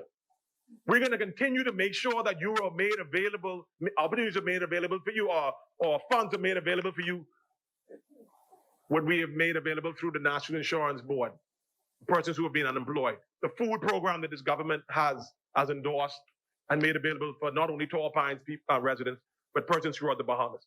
So my obligation to you, Torrey Pines, is to make sure that this government remembers you.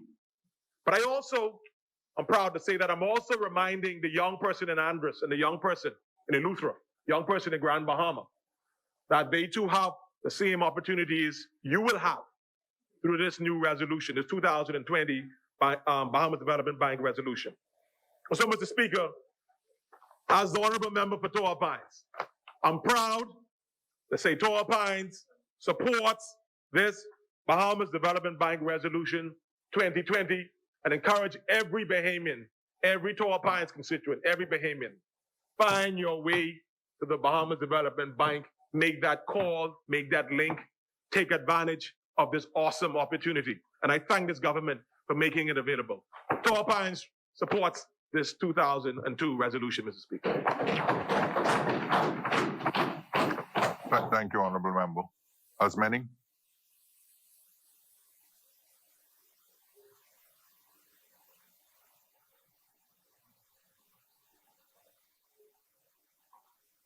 The chair recognizes the honorable member for Golden Isles.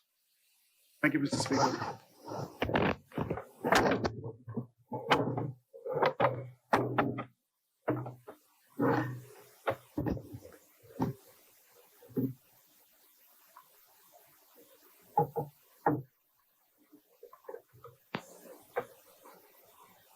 Mr. Speaker, I rise and again, I'd like to give respects to Almighty God, Yahweh, Elohim, His Son, Yeshua HaMashiach, Jesus the Christ, to say thank you, as usual, to the people of the hardworking, industrious people of the great constituency of Golden Isles, who has elected me and afforded me this opportunity to represent them in this honorable place and elsewhere. I'm thankful and grateful for that. And Mr. Speaker, I do not intend to be long at all. I'm going to be a man of very few words, and I should like to state from the onset that I rise to support this. I adopt the words of all of those before me, and it's no use for me to stand and just regurgitate it again. But Mr. Speaker, I stand, and I'm not a happy camper. I stand very disappointed, very upset. Since becoming an independent member, I adopted the words from Mark Twain, who said loyalty to country always, loyalty to government when it deserves it. And on numerous occasions, I've been criticized in the media sometimes for speaking as if I was trying to sneak back across, because I commended the government on several initiatives, and I'll continue to do so. However, on this, I just commended them last week with the selection of the National Select Committee for Natural Resources. But a meeting was held, of which I did not receive the communication because it went to an email I no longer use. I'm accustomed to receiving information on the parliamentary WhatsApp chat group. And I was not at the meeting, but I was informed that the chairman, in keeping, as my understanding, with the Westminster tradition, is that the mover is usually elected chairman. And the first name that's mentioned is the chairman. And so I was satisfied that the member for Centerville was the chairman. Only to find out, I had to assist the family member with a very important legal matter, only to find out that guess who is overruled and outvoted as chairman. He's no longer the chairman. And so the new chairman is the member from Golden Gates, whom I congratulate with very mixed emotions, extremely mixed emotions. And I am not one, Mr. Speaker, I am not one to mince words, and I don't believe in playing games. I made this clear. I came in here as a mature adult with my character intact, and I intend to leave as a mature adult with my character intact. I thought it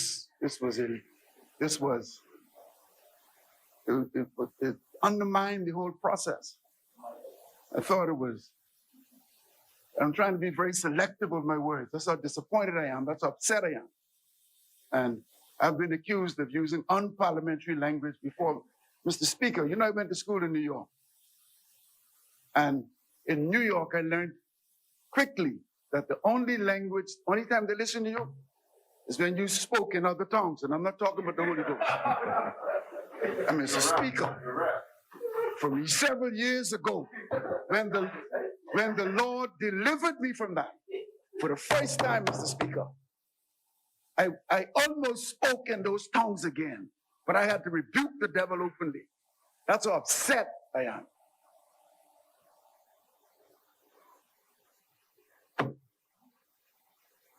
Anyway, I think I've made my point. I intend to support the chairman. I intend to support the committee. But Mr. Speaker, I would like the chairman to know publicly, if he thinks this is going to be another ad hoc committee or just a committee for committee's sake, it's not that kind of politics, it's not that kind of game. The lives of many Bahamians, I believe, and the future of many Bahamians rest on this.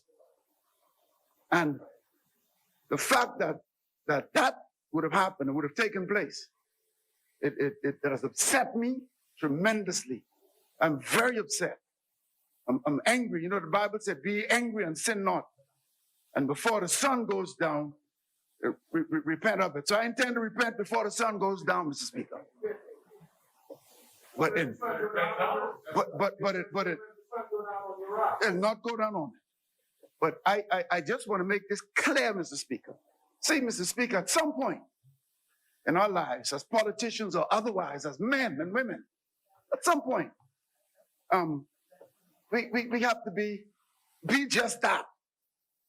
And I felt it was an underhand move. It was hold your peace, Miller. I'm just extremely disappointed at it, Mr. Speaker. And so, but I would wish, I would wish to, and I said this in my previous presentation, psychiatrists, Frantz Fanon wrote and said, every generation out of relative obscurity must identify its mission and either fulfill or betray it. I also said, Mr. Speaker, the late Reverend Dr. Martin Luther King Jr. said, a man cannot ride you unless your back is bent. The late Marcus Garvey said, progress is never won on the backs of cowards. And Mr. Speaker, that's why in too many instances in our country, we never progress. It's because when men should be men and women should be women, in many instances, we become cowards and act otherwise. Also, Mr. Speaker, I stated, and it is said often that Bahamians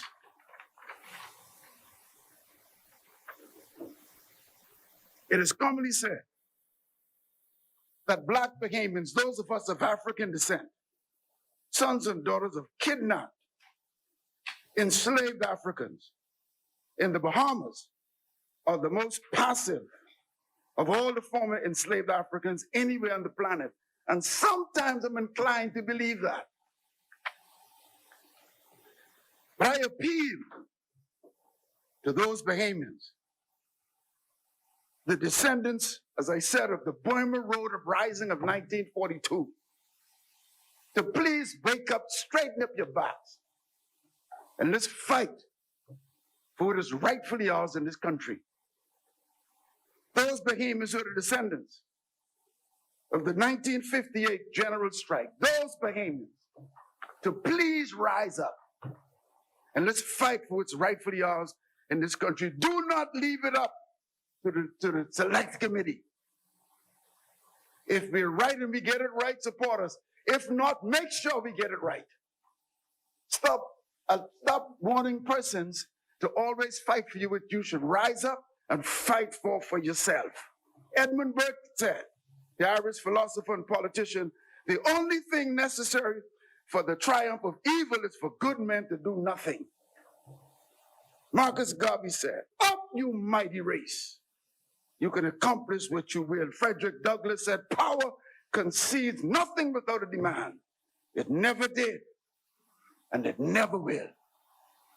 The natural resources of this country belongs to the Bahamian, and for too long, the average Bahamian who have been disenfranchised and locked out, and who voted for us and who campaigned for us to elevate us to these high and lofty positions, they have been left out, they have been marginalized, and they are the downtrodden. And not too long from now, Mr. Speaker, we're going to be going back to those same Bahamians to re-elect us. Well, if they choose not to re-elect me, it would not be because I didn't stand and try to fight on their behalf.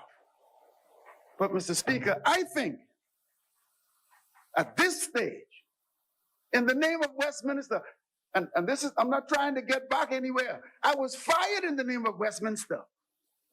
And in the name of that same Westminster, we do what Westminster admonishes that we do not do or should not do, or what the tradition of this parliament has been. I cry shame. I'm so disappointed. When you're right, I believe in supporting right and giving props where it's due. But when you're wrong, I believe in letting you know, in my opinion, in my humble opinion, it's wrong. And Mr. Speaker, in the words of the father of our nation, he said, if Bahamians aren't prepared to stand up and fight and defend their own Bahamas, then you don't deserve to have it. So I'm standing to make an appeal to Bahamians from all walks of life. Stand up straight, stand erect, stand strong, stand tall. Find your pride again. And let's fight for everything in this country that belongs to us. And if I sound like I'm angry, I am. If I sound like I'm upset, I am very upset, very disappointed. And I just want to make that clear. Again, Golden Isles support the bill. But I'm not a happy camper. I'm extremely upset. I thought democracy was on the rise, but democracy was hijacked this afternoon, in my humble opinion. May Almighty God continue to bless the Commonwealth of the Bahamas and make the wealth common. Golden Isles supports, Golden Isles rest. Long live the Commonwealth of the Bahamas. Thank you very much, Honorable Member for Golden Isles. Let me just say something before the member for Cat Island proceeds. Honorable members, the member for Golden Isles raised, in my estimation, an issue that is fundamental to the process of democracy. For a number of years now, I've been raising an issue with respect to the rules that govern the proceedings of this Parliament, which, in my humble estimation, does injury and the greatest damage to the process of democracy. I know within the context of those words, this speaker and this chair has been accused publicly of being a danger to democracy. But this book that we call the Rules of Procedure for the House of Assembly of the Bahamas, in my estimation, is the greatest danger to democracy that I have seen in my research on the subject. And this rule book, under Rule 21, subsection 1, says this: a select committee shall be appointed on motion to investigate, examine, or review bills or specific matters moved by a member and authorized by the House, and shall reflect, as far as is practicable, the political composition of the House. And what that means simply is that whenever you appoint a select committee, no matter who is in power, if you reflect the composition of the House, the government will have the majority on the committee. And so the rules also provide that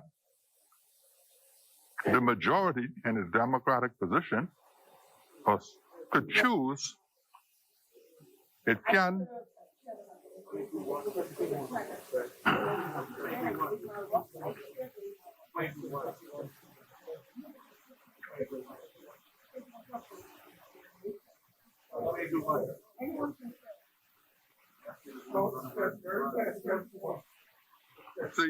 see, it's very important for you to read these rules.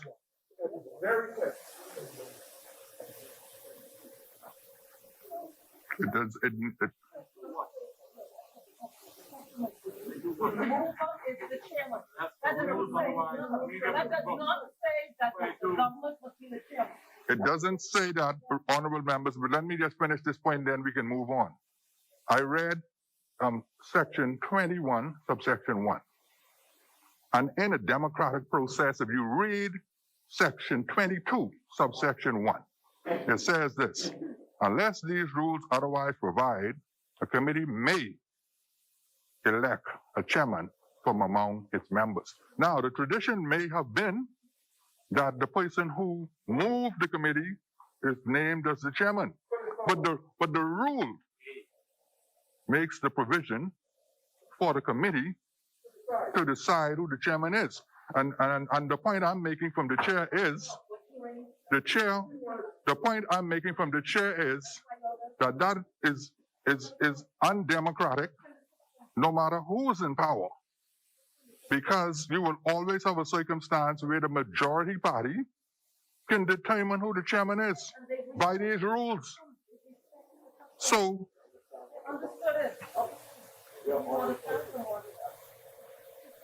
if we want the kind of democracy that we seek, then we must have rules and procedures that protect the rights. Because I can cite about a dozen examples in this rule where the minority or independents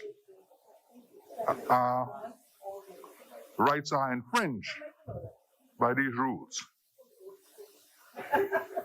I just thought I would mention that and hopefully encourage the Rules Committee to convene and to look at these rules.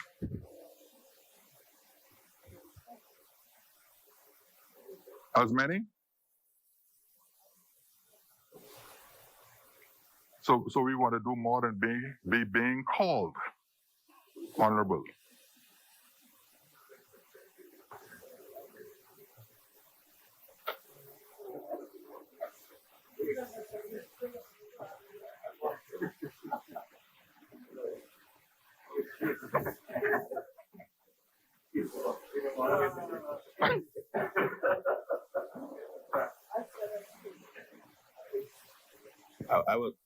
I'm tempted to discuss the issue of rules, its implication, and how it really fits in the context of the Westminster system.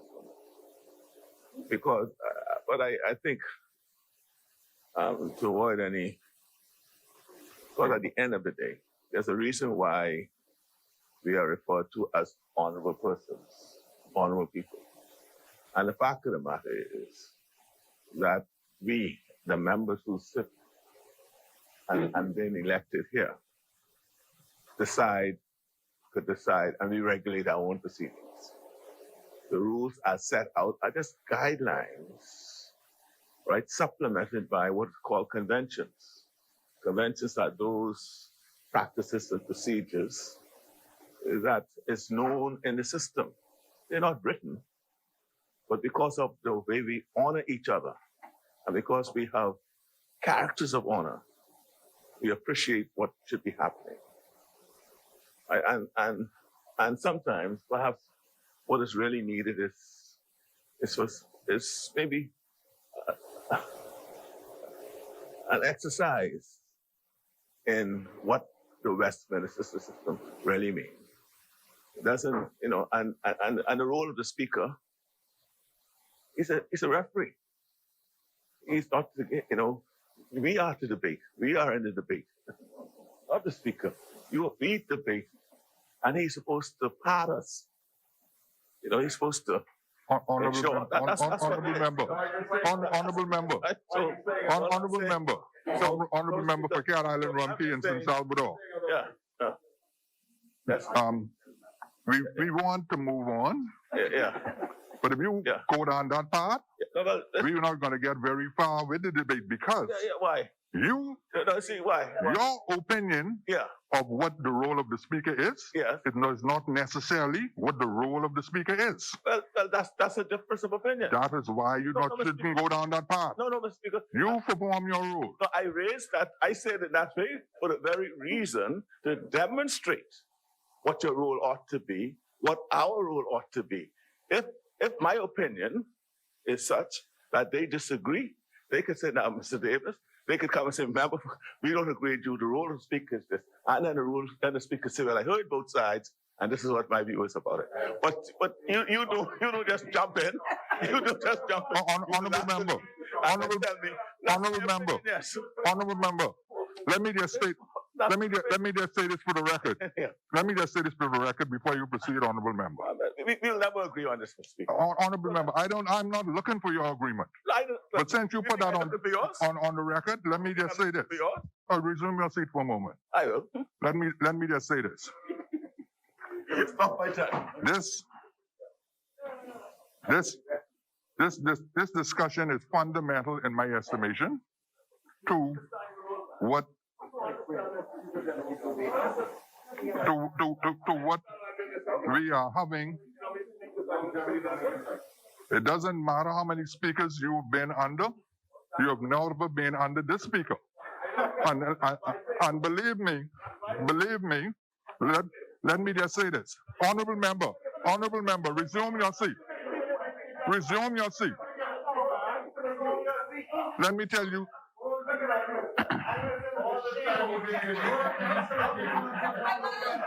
Honorable members.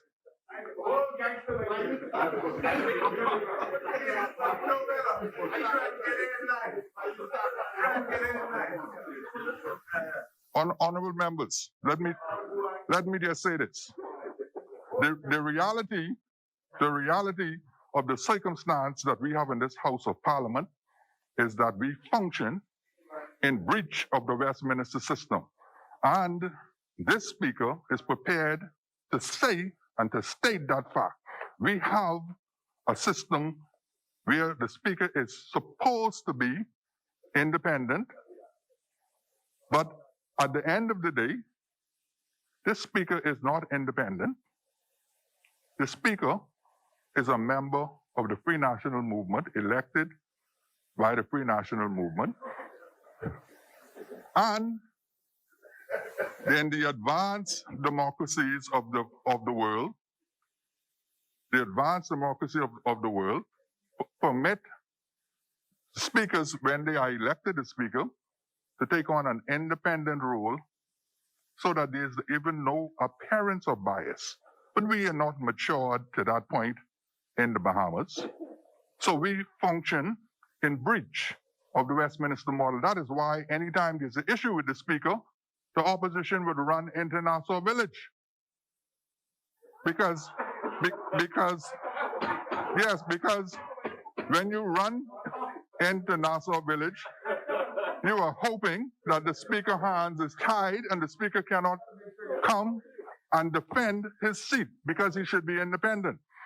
So we need to understand that there is no independence of the speaker in the parliament. And until we arrive at that point, this speaker intends to make democracy function the way it should function.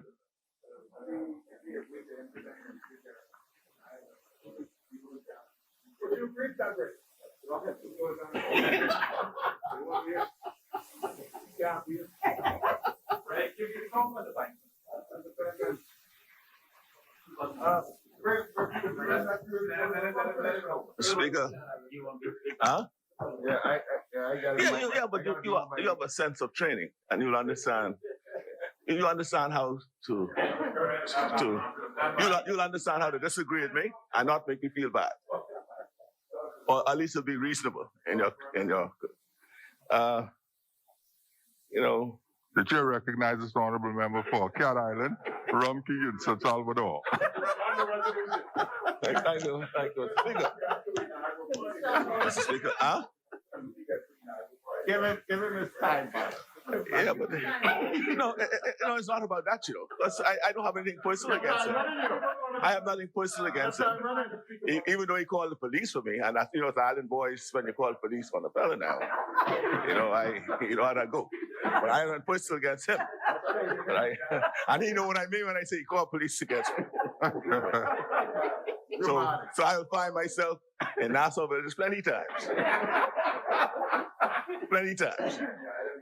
You getting any drop? Speaker, I am really troubled, really troubled. I listened to the Prime Minister this morning in his communication, and two words came out to me. Something that, when I was growing up, my grandma, Mama Blanche, in Old Bite used to say. That is, you'd rather be sick than sorry. Sick, I'm sorry. I heard the Prime Minister talking about how sorry he was this morning. And that's no doubt because he knew that the Bahamian people left unsafe.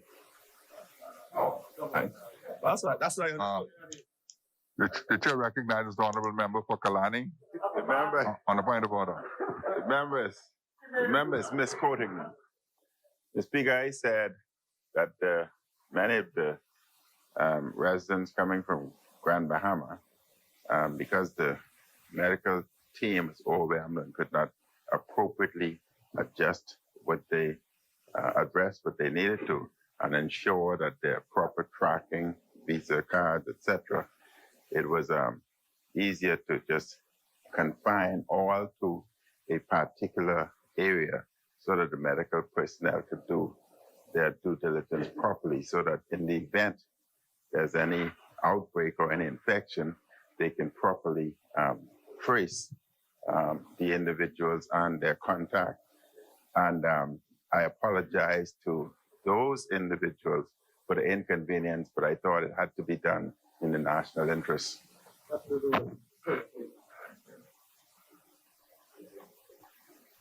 It will be my view that the sorry that he's being expressing or the apologize he's speaking to ought to extend to the manner in which the country was reopened. Because I spoke to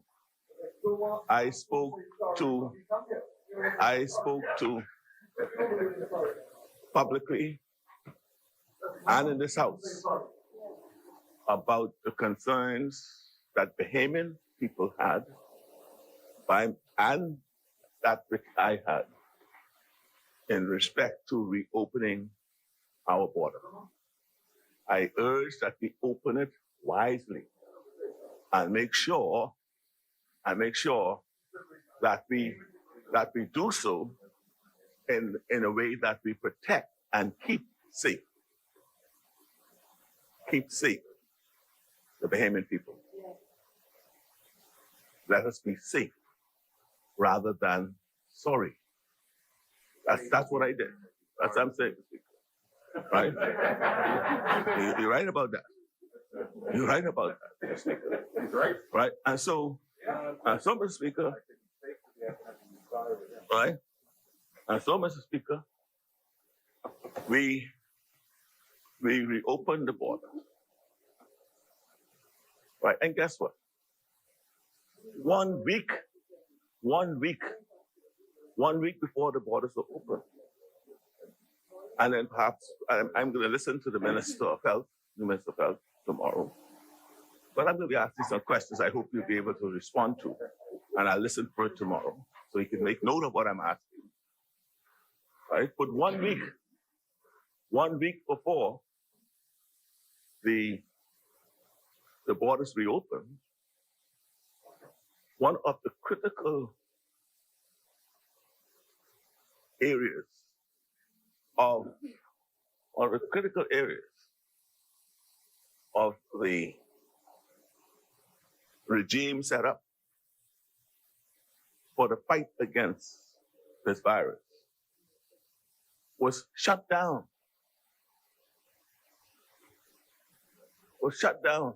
Yes. The COVID-19 mobile assessment unit that was at the national tracking unit that was set up at the National Trading Agency. Everyone was disbanded from there. I mentioned it before. But I thought when that was done, you all knew what we were doing when I mentioned it. You all didn't respond to it. I said, maybe you all have information that we don't have. But now, if that was in place, that's the unit that was set up to track and to monitor, right, and to follow up and to ensure, for example, that your contact tracing unit were doing their job. But it was dismantled. Bamboo Town, check that out and see why, and perhaps you may need to recreate it if it's not too late.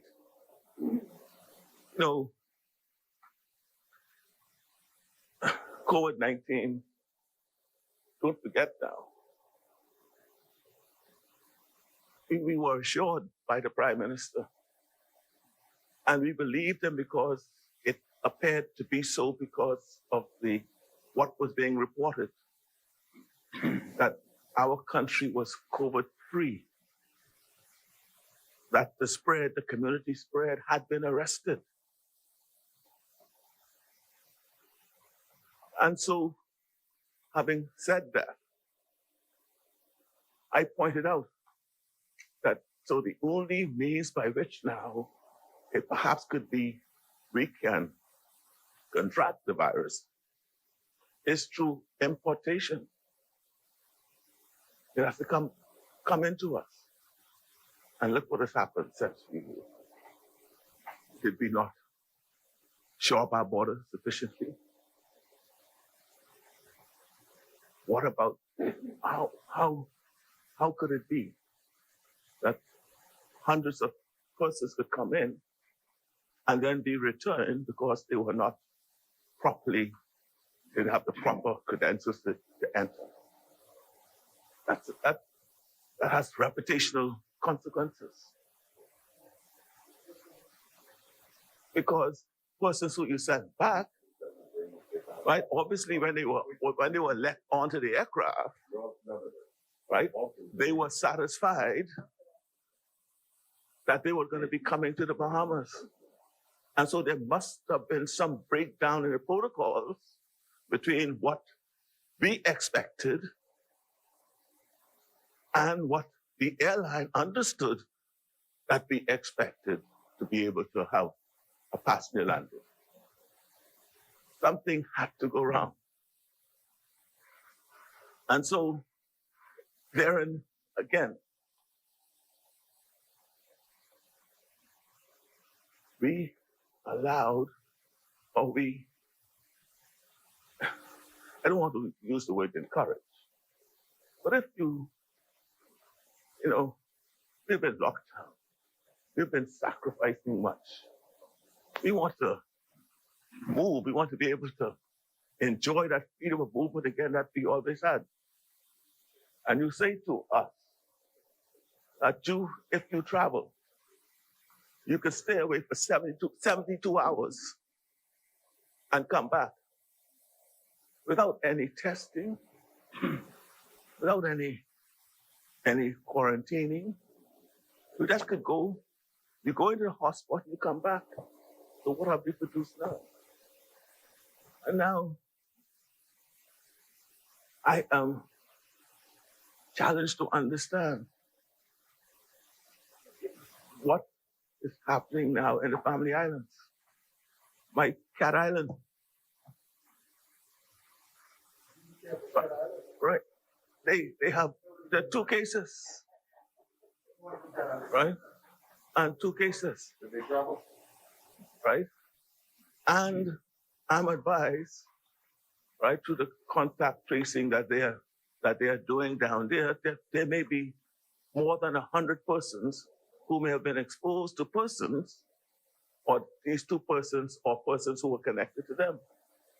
Now, the question arises, how many, I need to know because I want to know how many, I was in Rumkey 2 weeks ago. Your boat is passing by, who stopped in. I asked how many test kits we have on Rumkey. It was said maybe 1, and they were not sure whether that 1 was valid, could work. Right? No, and I tell you, 1. No, call down and check it out yourselves. Minister, I'm saying these things to you. Check it. This is no laughing. This is no laughing matter. Right? Yes. I went to San Salvador from there. Right? They were unable to say whether there was any. All right? And so, in these Family Islands, we need to appreciate that they are vulnerable out there. Right? One of the measures, we are going to allow commercial, well, private aircrafts. We're going to allow pleasure crafts, yachts, to be able to come into the Bahamas. Now, we have so many ports of entries. What are we doing at these ports of entries?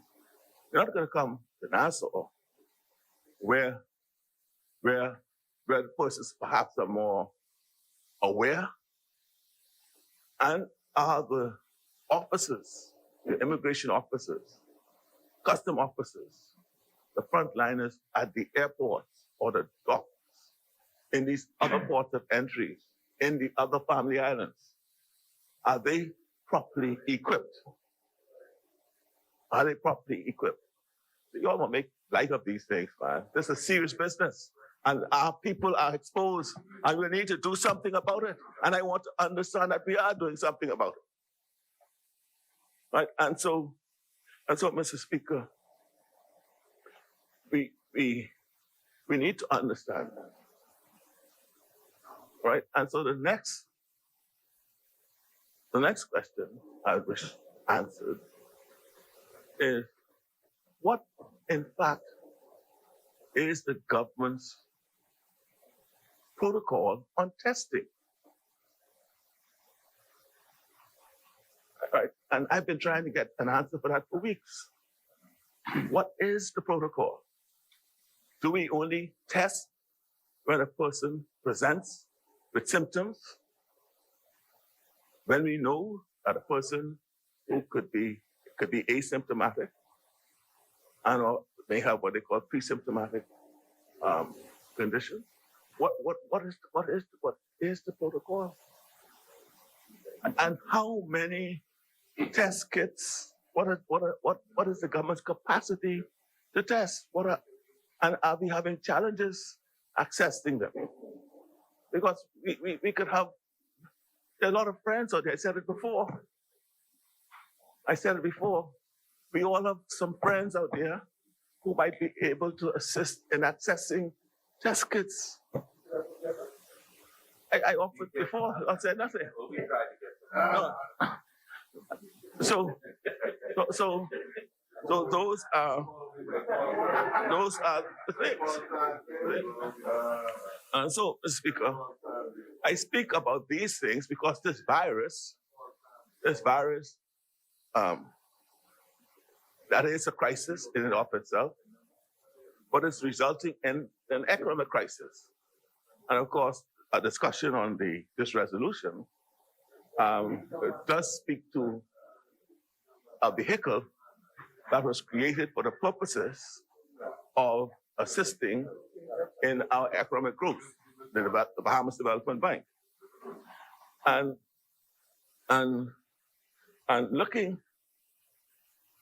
what I joined with the member from Angleton, that speaks to, us wanting to understand what is the policy direction that this government wish to direct the development bank, and what is the overarching principle that undergirds that policy. So, for example, right, the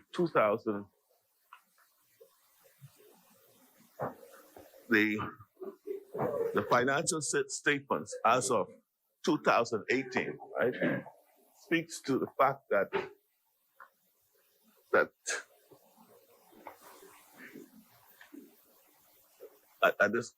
bank is probably bankrupt. I use the word probably because it speaks to the liability exceeding the assets, exceeding the assets. The bank's total asset the bank's total liabilities exceeded total assets by 33 million plus, which tells us that the bank is in some serious financial challenges. It also speaks to a deficit of over 62 million. So in discussing converting the bonds to a loan, it clearly the sinking fund, and we don't know exactly how much is there now, that gives some cash flow. It loses up some cash for the development bank. But when you loosen up that cash, right, which is about 50, that's whatever that amount is, from looking at the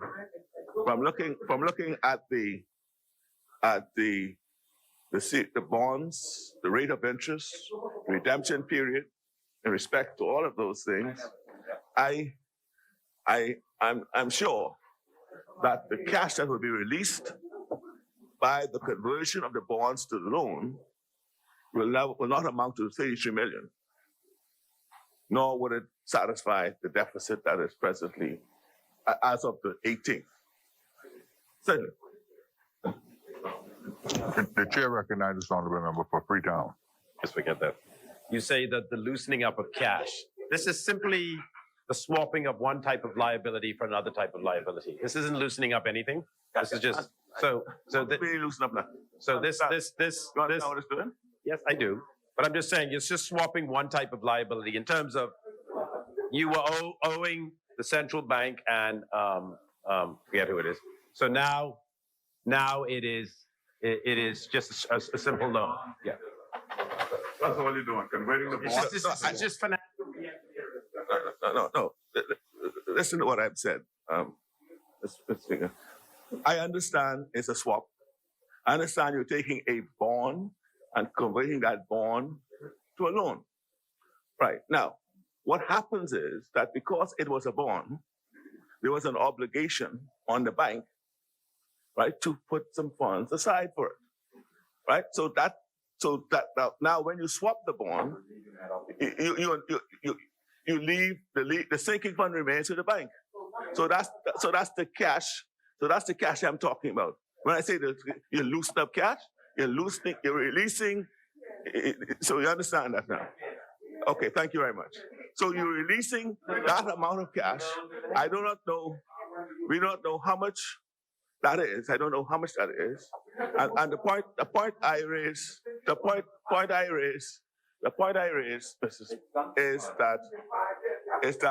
that cash having been released will not amount to, in my view, looking at the bonds, the value of the bonds, the interest that was earning at the time, enough to wipe out the deficit and or balance the liabilities with the assets of the bank. And so the opportunities to which Tall Pines speak about very eloquently may be hampered or handicapped by the challenges the bank has. Now, I say that because I don't know what is the policy direction of the bank. If we know what that is, then perhaps the member for Tall Pines call for persons to come to the bank now may be a clarion and right call to make. But we don't know that because we don't know what the bank is going to be doing. We don't know the policy direction that it has, right? The other point I make, Mr. Speaker, the other point I wish to make, Mr. Speaker, is that the interest rate on the loan is 3.94%. I don't, this is government. So I say that because the National Insurance Board, right, there was a rule of thumb. And I don't know whether that has changed, I was once chairman of National Insurance Board, and all investment decisions were governed by one principle, that we had to earn at least a minimum of about 5 or 5.5% interest on whatever we engage in. So if we loan 37 million, we would expect to get at least 5% on it. If we build a clinic or a building for the government, the returns would be a minimum of 5-6% on that. I noticed, yeah, we got it. And I noticed that in this instance, the interest rate is only 3.94%. I'm just wondering whether there's been some any change in the policy in respect to their investment portfolio as it relates to interest. But I asked that. I guess I did not. I support the resolution. I'm just making these points. No. This is a government policy initiative. You don't. That's part of the Westminster system. You don't see that written in any rule, right? Okay, but that's what's honorable with it. I could point out issues about your policy, but I don't. Yeah. And so, and talking with national insurance, I heard the member for Garden Hills, I wish he was here, speak about the 13 weeks and then the next 13 weeks. Now, the member for Freetown will be interested to hear this. I've had several calls over the last 2 weeks. The latest was 2 days ago from persons working at the Lucayan Towers, Grand Lucayan Hotel. They have been attempting to collect the first 13 weeks payment, the employees from National Insurance, and they're yet to do so as of. They called me back again this week because they have been made aware that another 13 weeks is about to be started. They have not even got the first lot. And so someone needs to look into that and address that. Huh? Yeah. I hadn't got any inspiration messages for so long. I thought you'd abandon me. So, yeah, send me another inspirational message.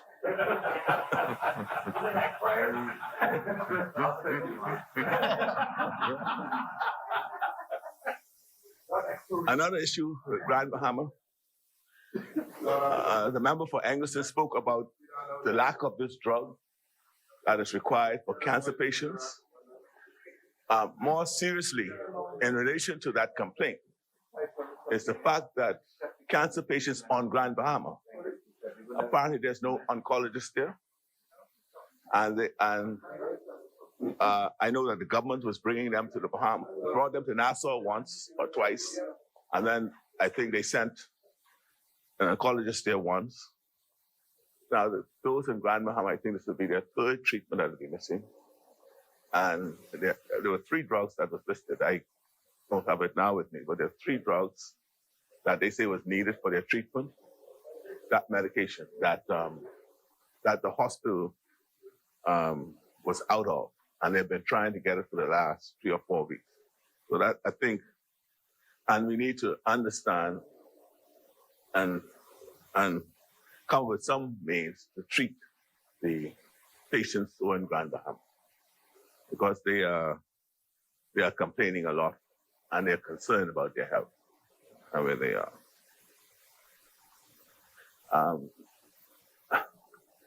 Michael, I just want to have an understanding what BPL is doing. If someone was 3 months in arrears before COVID, they must have been challenged. We have to assume. Yeah, I want. This is not controversial. This is just trying to have an understanding, because we want to be able to speak to it better, right? I mean, it's one thing to say to persons, come in and talk with me, right? You say, come in and talk with me. right? And then I come in to tell you, I would like to know what will happen when I come in. But if I don't have anything, I was in arrest for 3 months. I couldn't pay you for 3 months. I'm now in arrest 6 months.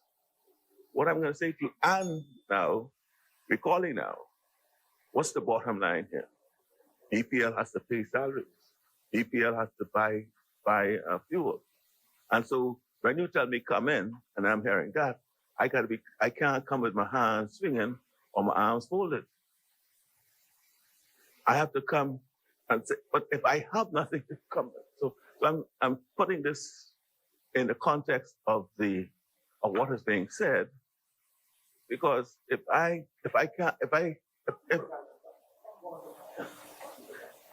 you see, you talk about people going to Miami. I know, this is a serious 40. 40, this is a serious, they say they ain't getting nothing. They ain't, sorry. I know you will be. So people are hurting. And so the question is, we have to find, see, they're not going to come just to be told, well, if you don't get nothing, you got to find something. Or you like to get turned off, right? I think we have to find a way to reach out to them. If I may, I'll recommend, let's reach out to them and let's see how we could help. Now, government may have to, we have to carry the brunt, carry it for a while, and then, Speaker, you see, and most of these persons are not working now. See, what arrangements one could make when they do not know when they can start working again, for example. See, those are the issues. And there's one other, Speaker. Now, let me talk to 40. Last week. Yeah, okay. 40 just canceled you. That's 2 minutes, 1 minute, Speaker. Yeah. Speaker, no, if you tell me. Honorable member, you have time. Thank you, Speaker. No, Mr. Speaker, I'm concerned about this food assistance program you have. Right. First of all, we spoke about a gentleman we met out here, and the question was, well, he did not follow your instructions. The very next day, I think it was, I met a 75-year-old man out there who came out here to see you. Now, what is happening? They're coming out here to see us. They are coming out here to see you, as you know. I'm happy to hear that. So, Mr. Speaker, this old man was very upset because he was told again that you have to apply online. And he asked them, he said, well, what line you talking about, man? The only line he know about is clothesline. That's what basically he said to me, right? He said, what line? Because he to go on the clothesline, right? And Mr. Speaker, I went into a drugstore last week, a pharmacy, and I met the owner sitting down with an elderly man, attempting to get him hooked up online, and he's having challenges accessing it. They eventually gave up on it and sent it to say, look, you have to just go back physically to the place, but they keep sending them back. So if the online is the only way to access food, you're not going to reach those who are truly in need. I'll invite you to. Just a moment. Yeah. The chair recognizes honorable member for Foxhill on a point of order. I understand what you're saying, Cat Island, and I know it was very difficult for quite a number of people. And I don't know if it is that Foxhill people are just forward thinking, but I don't think so. There are some paper forms for the food that Church of God Bernard Road uses, and I think that Urban Renewal has them as well. So maybe in his neighborhood, they can make those available because that's what they're using in Foxhill for people who have those challenges. Mr. Speaker, well, I'm happy to hear something is happening, but no one is aware of that there's some form. And so perhaps you could clarify that. But I just raised that we have to. Honorable member, Chair recognizes the member for Southern Shores on a point of order. I was going to allow the good member, the honorable member, to continue without interruption until he said no one is aware. I didn't. I'm sorry, I mean it. The last time we met, Mr. Speaker, when the honorable member from Cat Island, Rumkinson, Salvador, brought up the issue with the gentleman that I subsequently showed how much compassion we had and dealt with, I also indicated to the honorable member that he should take, whenever he has a concern that he considers an emergency or that he's really concerned about, he can take the route of some of his colleagues, and I even called the name right to his right, that he can reach out to 40. He can reach out to Frankie. He can reach out to Campbell. He can reach out to the minister if he thought it was so urgent. But the honorable member waited until coming here, a whole 2 weeks later. I don't see how he is treating that with the kind of urgency, but I will say this again for the record. Honorable member and all honorable members here within the sound of my voice, I am responsive to the man who comes to meet me at the door, and I am equally responsive to my colleague who sits in these honorable chambers with me. If you bring something to my attention, and I will treat it with the kind of urgency that you think it deserves.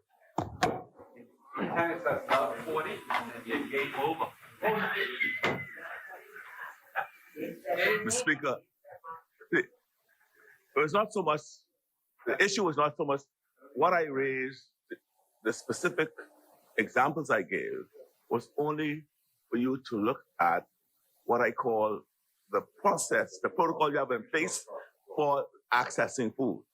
And I'm saying accessing food is challenging if everyone has to just go online for it.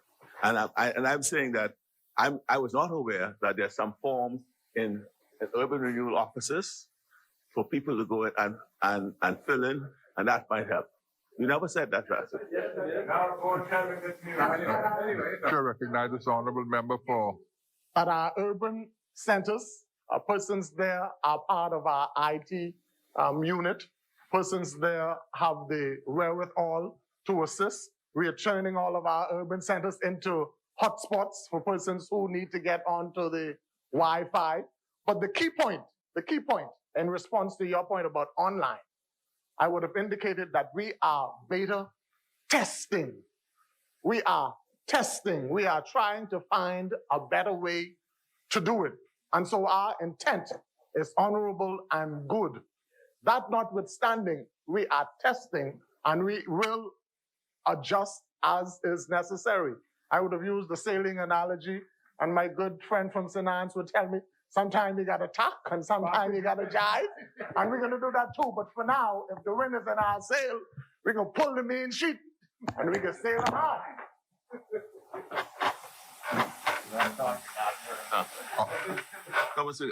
So, Mr. Guy, I only conclude my contribution by suggesting as well that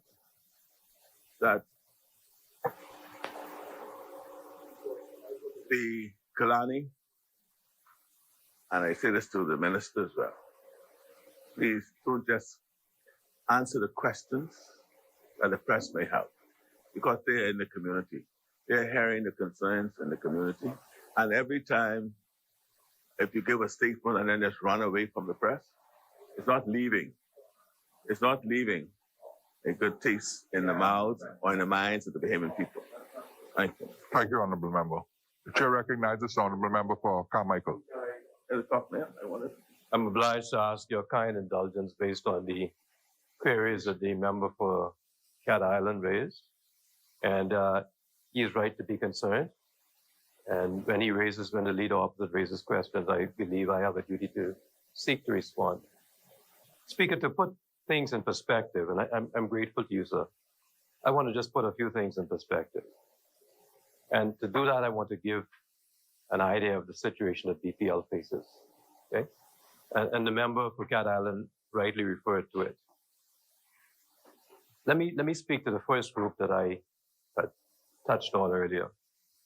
Persons who, at the 1st of April, owed BPL more than $500. That's the first group, because right now, they were 90 days in arrears. Persons who at the 1st of April were 90 days in arrears and owed more than $500. Okay? So that means that you had not paid your bill for March, February, or January. Essentially, you hadn't paid since last year, as of the 1st of April. That group now is 6 months in arrears, going on to 7 months in arrears. And the question, internal auditors and others have the issue, as all of these people know, of the practicality now of collecting that money, even. At that group now, Mr. Speaker, and commercial customers was 2,179 commercial customers. That amounts right now to some $32,416,362.67. That's a 2,179 commercial customers. Now, these are not the Joe Blow residential customers. These are commercial customers who have not paid their bill, any of their bill for the year, Mr. Cat Island. Residential customers, there were some 9,220. And that total debt right now is $16,837,879.15. Let me break that down.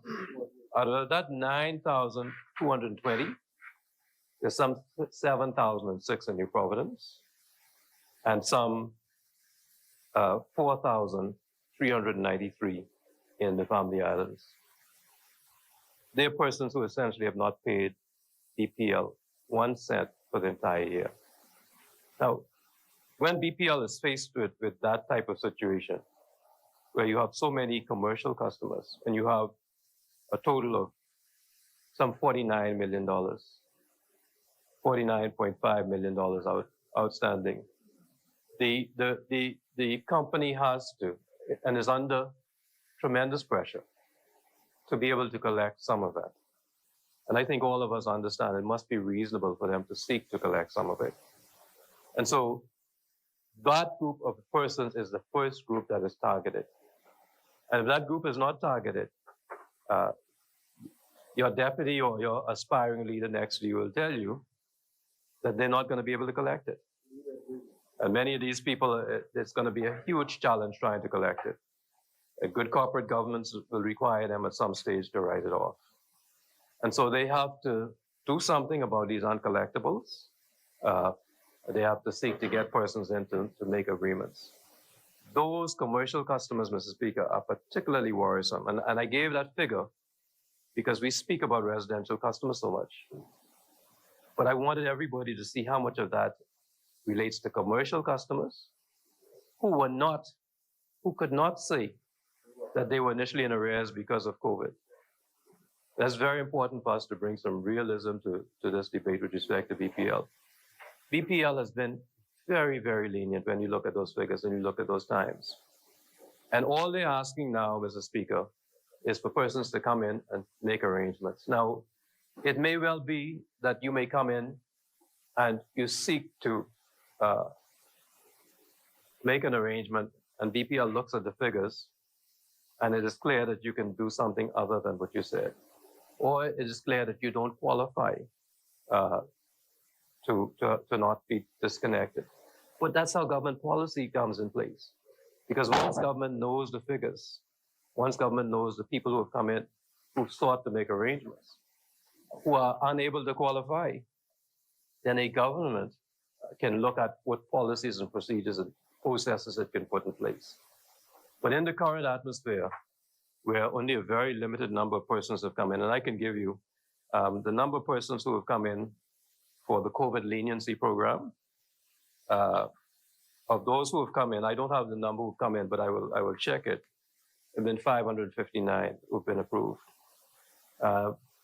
It is important for all of us to send a message out to at least go in so that the statistical information can be put together, and then government can make decisions as to where we go with respect to this huge debt burden that we are piling on the national utility that constantly faces criticism and continues now to outperform its past. BPL is performing in a manner it's never performed before, Mr. Speaker.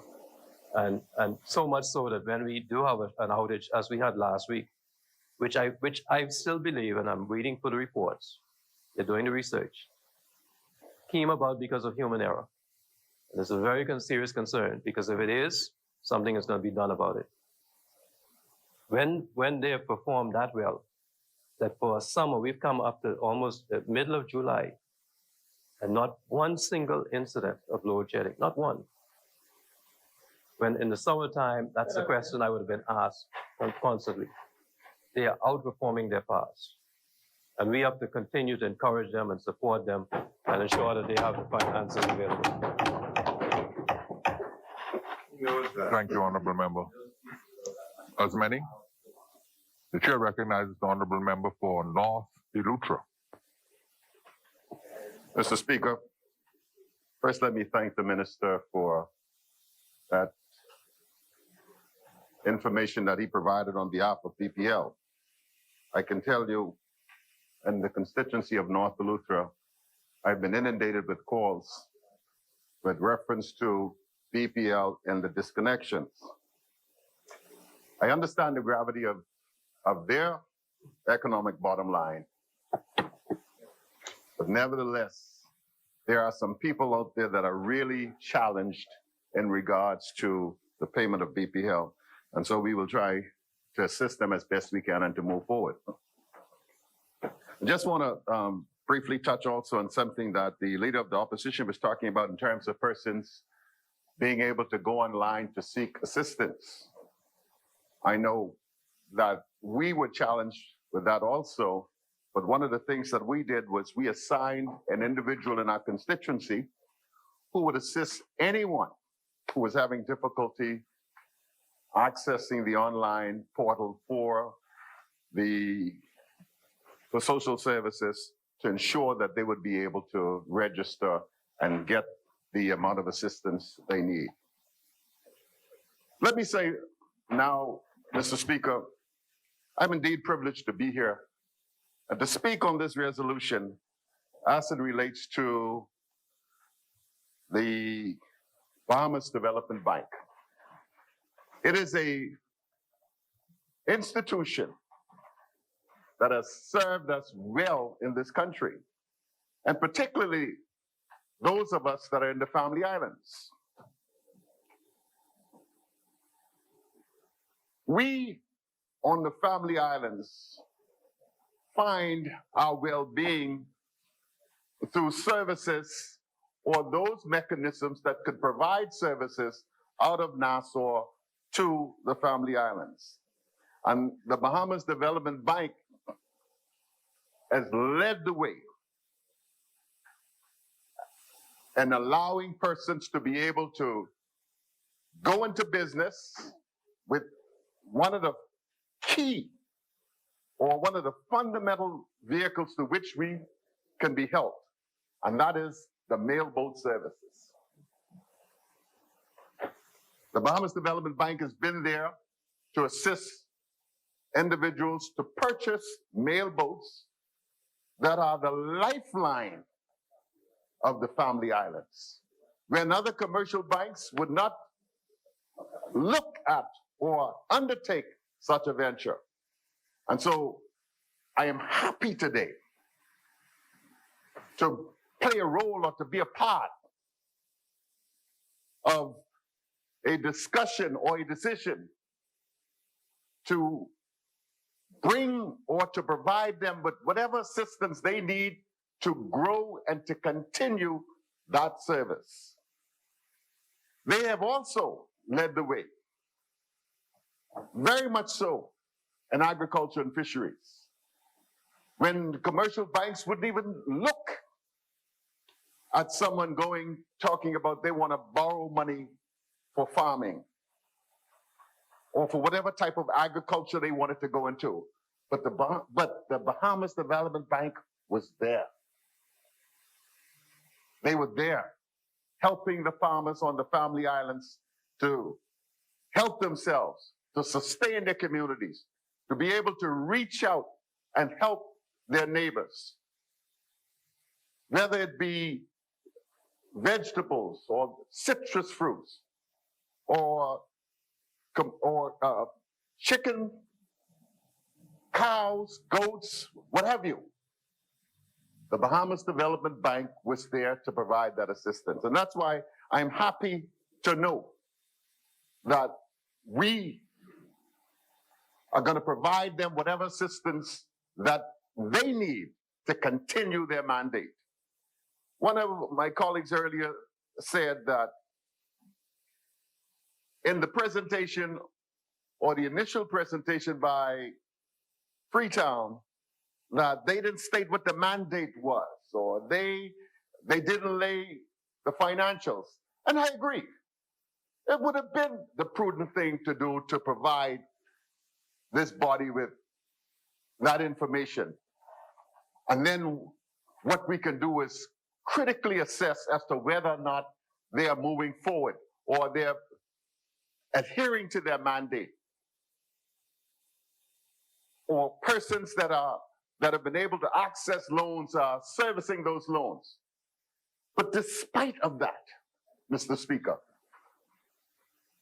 I still support this resolution. I support it because of the pivotal role that it plays in our country. All that it does and provides for our Family Islanders. So oftentimes, Central South Andres touts that I'm a Family Islander. Even Exuma touts that he's a Family Islander. But there's a reason why we do that. Because too often, the Family Island is an afterthought in the policies and processes that we do. We need, and especially in this time, in this era, we have shown the value of the Family Island and the role that we play, especially now. And that is why institutions like the Development Bank needs to be empowered even more. You know,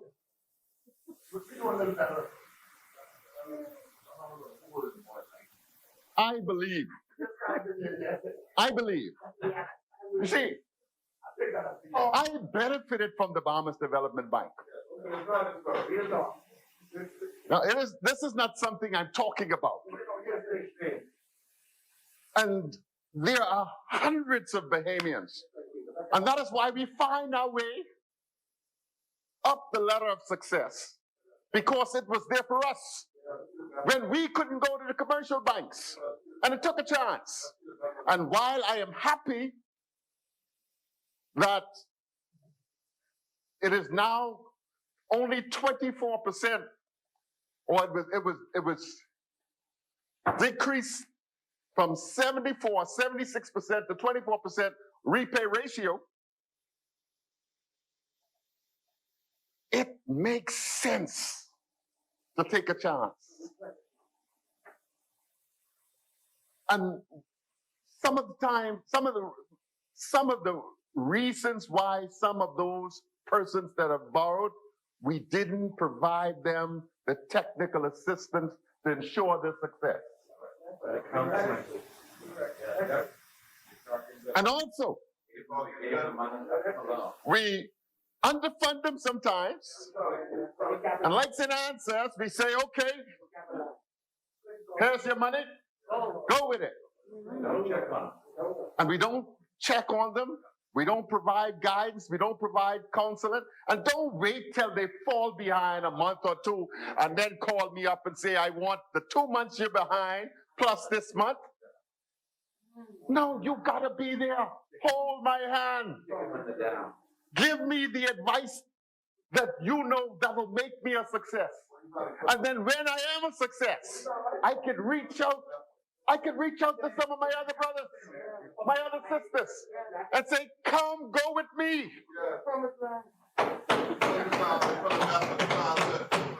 That's how it's going to work. Investing in ourselves and in our own. You know, now, let's not overdo it. That's a fact. But let me just say this. You know, I find it interesting sometimes. While I believe in direct foreign investment, I find it interesting sometimes how we jump and skip and dance when someone across the border comes and say they want to do this. And we ain't talking about no big money, you know.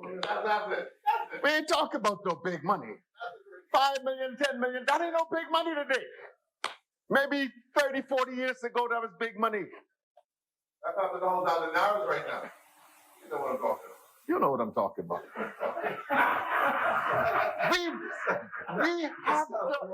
we have to invest in our own people.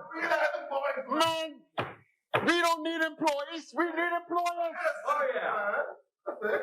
And that's what this bank can do. That's what it's supposed to do.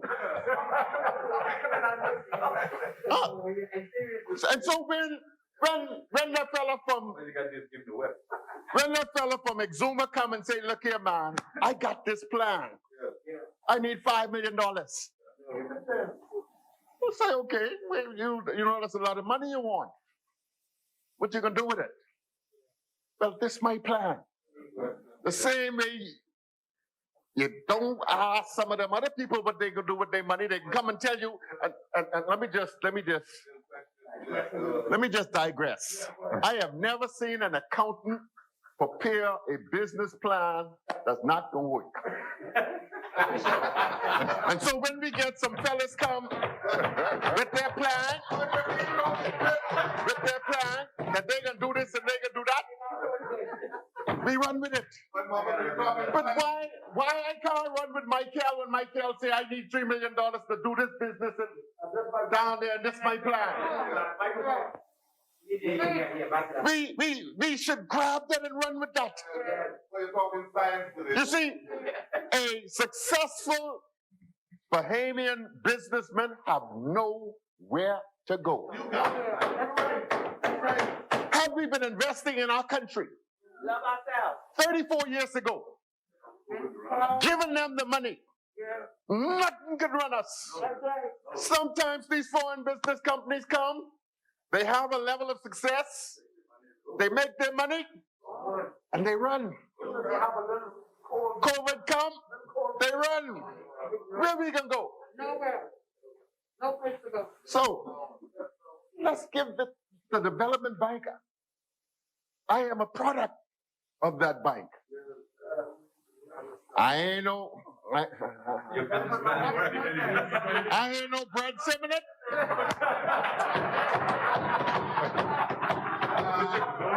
I ain't no Chester Cooper. I ain't no Deisio Diaglo. But I on the heels.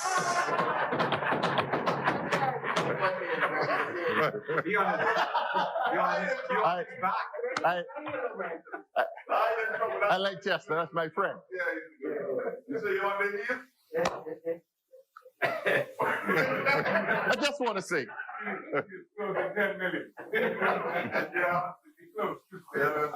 to say, that this bank, we need to empower it. We need to give it more. Man, we joking. Seriously, man, let's get it. The amount of money that we have taken and spent on other things and persons who we've gave concessions for, had we taken at one time, take $100 million and put in Bahamas Development Bank, and all of these smart fellows who we got run business, make them consultants. Now you assigned to these 5 businesses in Cat Island, these 5 businesses in Exuma, these 5 businesses in Lustra, and you better make it work because we paying you. So give them guidance. And we will have been so far. You know, one of the things that I lament on Penny Savings Bank, we had a group of young men who were ahead of their time.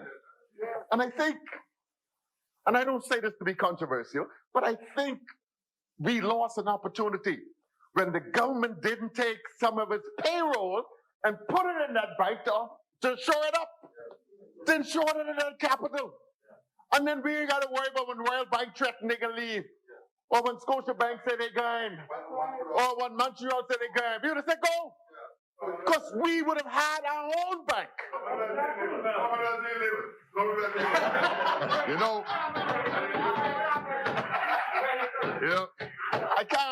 I can't say how much I like Brent because, you know, the first thing they can say, he like white people.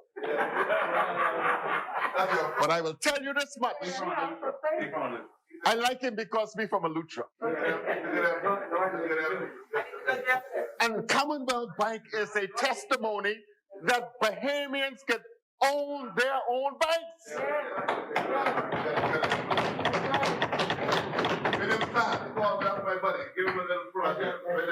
Now, last time I was in here, I didn't get to talk about my people. And I just want to let you all know, I support this initiative, and I think we should shore it up and give it more money, give it teeth, and provide consultants so that it'll work. It'll work. We can do it. We don't need. You know what? It has upset me sometimes when people think because you come from across not the pond. The pond, I kind of like that. Across the river. That they know what's best for us, or they are better than us. We got some of these fellas who come out here and they want to do these businesses, and me and you get more than them. But we jump and we give them what they want. Give our own, and we'll move forward. I want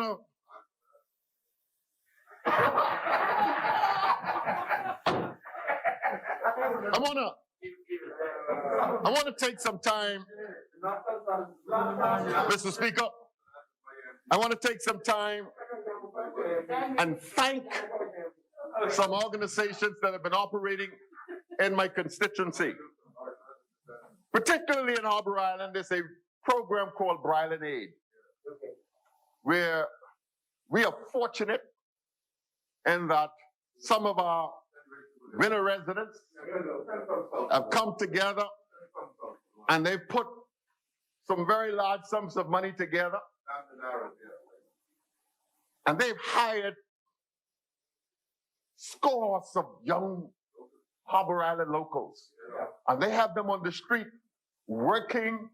They're cleaning yards, cleaning verges, painting up buildings, and they're doing a tremendous job. And I want to publicly thank those residents who established that group known as the Bryland Aid for the wonderful job that they're doing specifically in Harbor Island. Some of them do.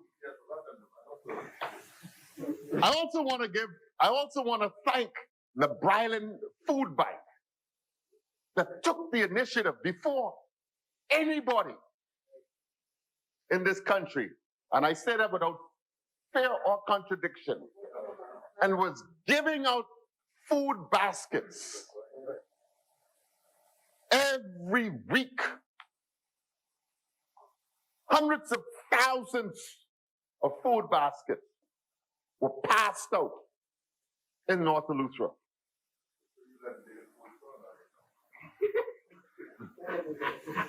Mr. Speaker,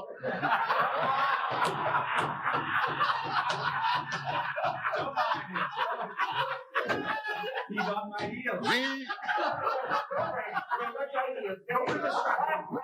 Mr. Speaker, the food bank did an amazing job helping and assisting. It started out particularly with Harbor Island, and then it went, well, Harbor Island and the mainland, and then it spread it out into the neighboring neighborhoods, and it did a fantastic job. They were passing out so much food. You had persons in Harbor Island that had pantries. They were packing up boxes, I kid you not, and sending them to their family members in Nassau. And now the government program has taken over, and the same persons that ran the food bank are using that mechanism to provide the government's assistance to those who are in need. We're fortunate that the communities have been opened up and businesses have been revitalized and persons have gone back to work. But now, you know, people are a little fearful with what is happening. And so we got to watch things. And so it's difficult to keep.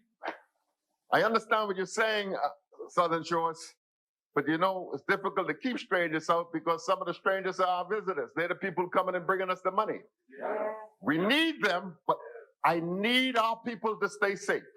And so to the constituents of North Eleuthera and the wider Bahamas, please adhere to the policies. Please social distance. Please wear your masks. Please practice hygiene, good hygiene. We have to stay safe. We've got to do what needs to be done to ensure that we don't spread this virus further than what it is today. Because the only way we'll be safe if we practice the policies that have been laid out by the health professionals. Mr. Speaker, I am happy to say that with regard to capital rates in North Eleuthera, well, we know, thanks to the chairman of the Water and Sewage Corporation, that we now have good drinking water. Many of us know that, the pipe layer from Long Island, we thank him. And so we now have good water in North Eleuthera, the entire North Eleuthera area. We're pleased of it. But every now and then you have a little itch, but it's a new plant. But I know the people are grateful for what the government has provided. In addition to that, we've had road work done in Spanish Wells, and most of that has been completed. We are finishing up the last bit of road work in Spanish Wells, the bridge the whole Russell Island bridge that collapsed, which made headlines all over this Bahamas. I'm glad to say that it's been, all of the dilapidated metal has been removed, and they are in the process of constructing the new bridge. They're putting in the ramps on both sides, on Spanish Wells and Russell Island as we speak. And so we should soon see the new erected Russell Island Bridge. Well, 92, right after Andrew. We the bridge people. We build every day. We lay pipe, we build bridge. Finally, on the mainland, I had the privilege about 2 weeks ago to move through North Eleuthera with the, Mr. Speaker, 2 weeks ago I was able to move through with the representative that's going to be doing the road work on the mainland of Eleuthera, and we anticipate them starting within the next 2 weeks on doing road work on the mainland of North Eleuthera. I anticipate the very same thing to take place on Harbor Island. You know, I tell my colleagues all the time, my ministers, when I'm reaching out to them, I live in my constituency, so whatever my people feel, I feel. And every day I leave my house, there are 2 bad areas of road on Harbor Island. And I often get the call by persons in the community say, "Man, what you gonna do about this road?" And I've been patching roads for the past 3 years. I must give thanks to the Minister of Works. I've reached out to him on a couple of times, and they've set me up cold patch. Other times I've had to reach out and purchase it. But I'm glad to say, by September, all of those bad patches of road will be paved. So when I leave my house, Right, so. I don't have to roll over those 2 bad areas. Oh, Sanans ain't fixing this one. He's fixing the mainland. We're sharing it around. We're sharing it around. And my constituency, we give everybody a little something. So I'm happy to report to the people of Harbor Island that those bad roads that we talked about will be repaired. Well, no, that's just the 2 bad patches going from my house. I got a couple other bad patches, and there's a very, very bad hill going to the Narrows, and we definitely have to fix that. And it has to be fixed. And I'm hoping. I don't want them done for. They can't be walking over there for water. My friend. Thank you, Central South Andrews. So, Mr. Speaker, I also want to give thanks and praise to the group of people in the town of Gregory Town. Mr. Speaker, we had promised the people of Gregory Town a new school. And that was immediately after our election. And we were all excited, but history knows that we've been faced with numerous challenges. And we were unable to meet that commitment. But I only say to them, delayed is not denied. But what we've done, or what they've done with their initiative, we've started to restore the whole school building, and I must say, it is moving forward excellently. And I want to publicly thank. And you know, whenever you name one name, you can get in trouble. So I'm only going to name the town committee chairperson, Ms. Dana Johnson, and the team that supports her. And you all know who you are. I've seen you there. I've been there. We're replacing the fence. We're painting up the building. We're repairing the roofs. And we're doing a tremendous job. It's extremely difficult for us to continue in the current building based on social distancing. I'm sure you heard the Minister of Education address the school situation, so we really can't say specifically as to when school will start. But if it was to start tomorrow, it'll be impossible to do social distancing in that building. And so I thank the people of Gregory Town who took the initiative. They said, look, we got to fix this up, and fixing it up is what we're doing. And so it appears, and I spoke with the minister because he was unaware, but we have his full support. And so whatever additional stuff we need, we will get. And Gregory Town delayed that new school, but not denied. So, Mr. Speaker, I am happy that at least I was able to talk about some of the things in my constituency. Because, like I say, I live there. And when I go back, I won't be able to say to them, they know. And they know I get on my ministers and my colleagues, but you know, they tell me they won't hear you say it. So that's why whenever I get up in this place again, I can make sure talk about my constituency and how proud I am of my constituency and the things that they're doing. And finally, I want to say, let us stay safe. We are now in an era that none of us would have imagined 6 months ago. Who could have dreamed that the entire world would come to a standstill because of a virus? And wherever country you go, there are different arguments as to whether you do this or whether you do that. But I firmly believe that all sides, whether it be PLP, F&M, Republican, Democrat, I believe I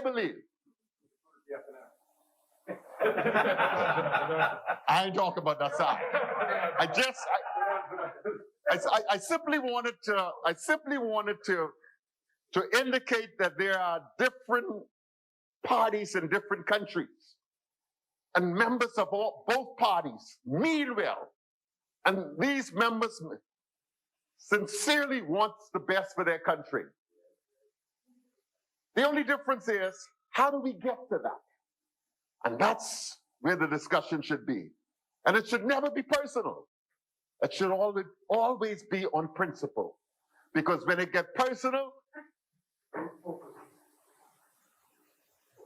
you go to a point of no return. As long as you tell me in the right way what I done wrong, I'm going to accept that.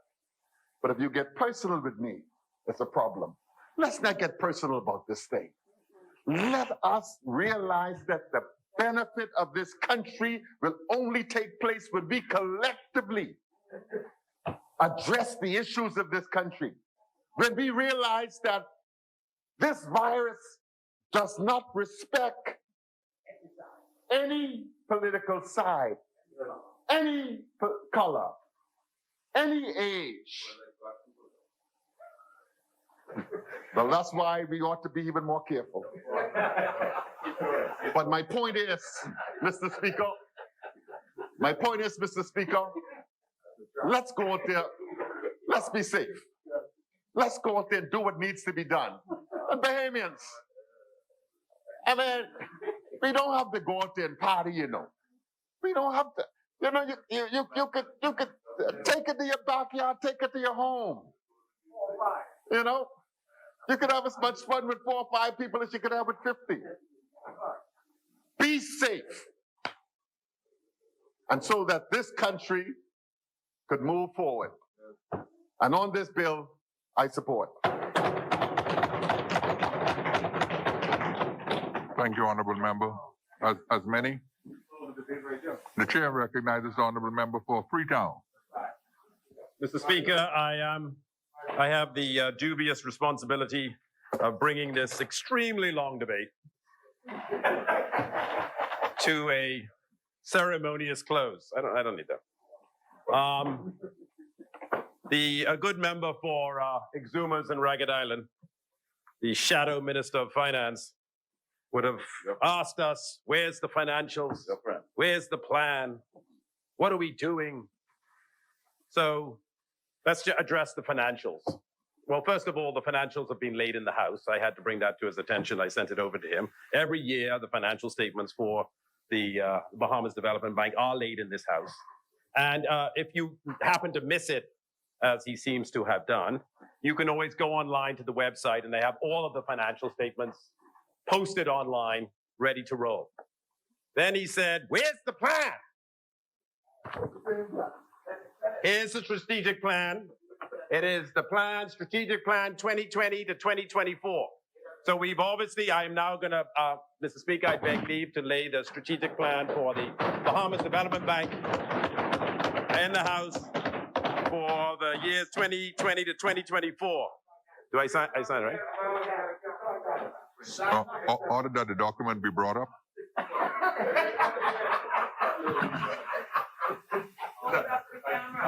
So this is the plan. This whole restructuring was a function of the plan, and when you ask for it, we delivered it to you. Honorable Member, order that the document do lie on the table. Yeah. So we are. Please give it to the member for Exuma. Let him look. Let him touch it and feel it. So it is a plan. There's a plan. Yeah. So no, that has some internal document. We have to get that ready to release that to you. But that coming. Yeah. Boy.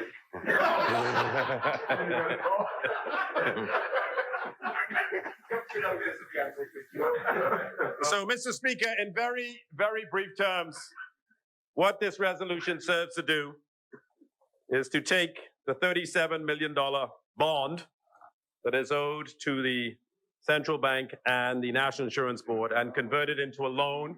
And our purpose here as the Parliament of the country is to guarantee that loan to the National Insurance Board. And by doing that, what we call financial re-engineering, there was money that was set up in a sinking fund that was going to be used to pay off the loan over time. So now that the government has provided the guarantee, that has released $12 million in order for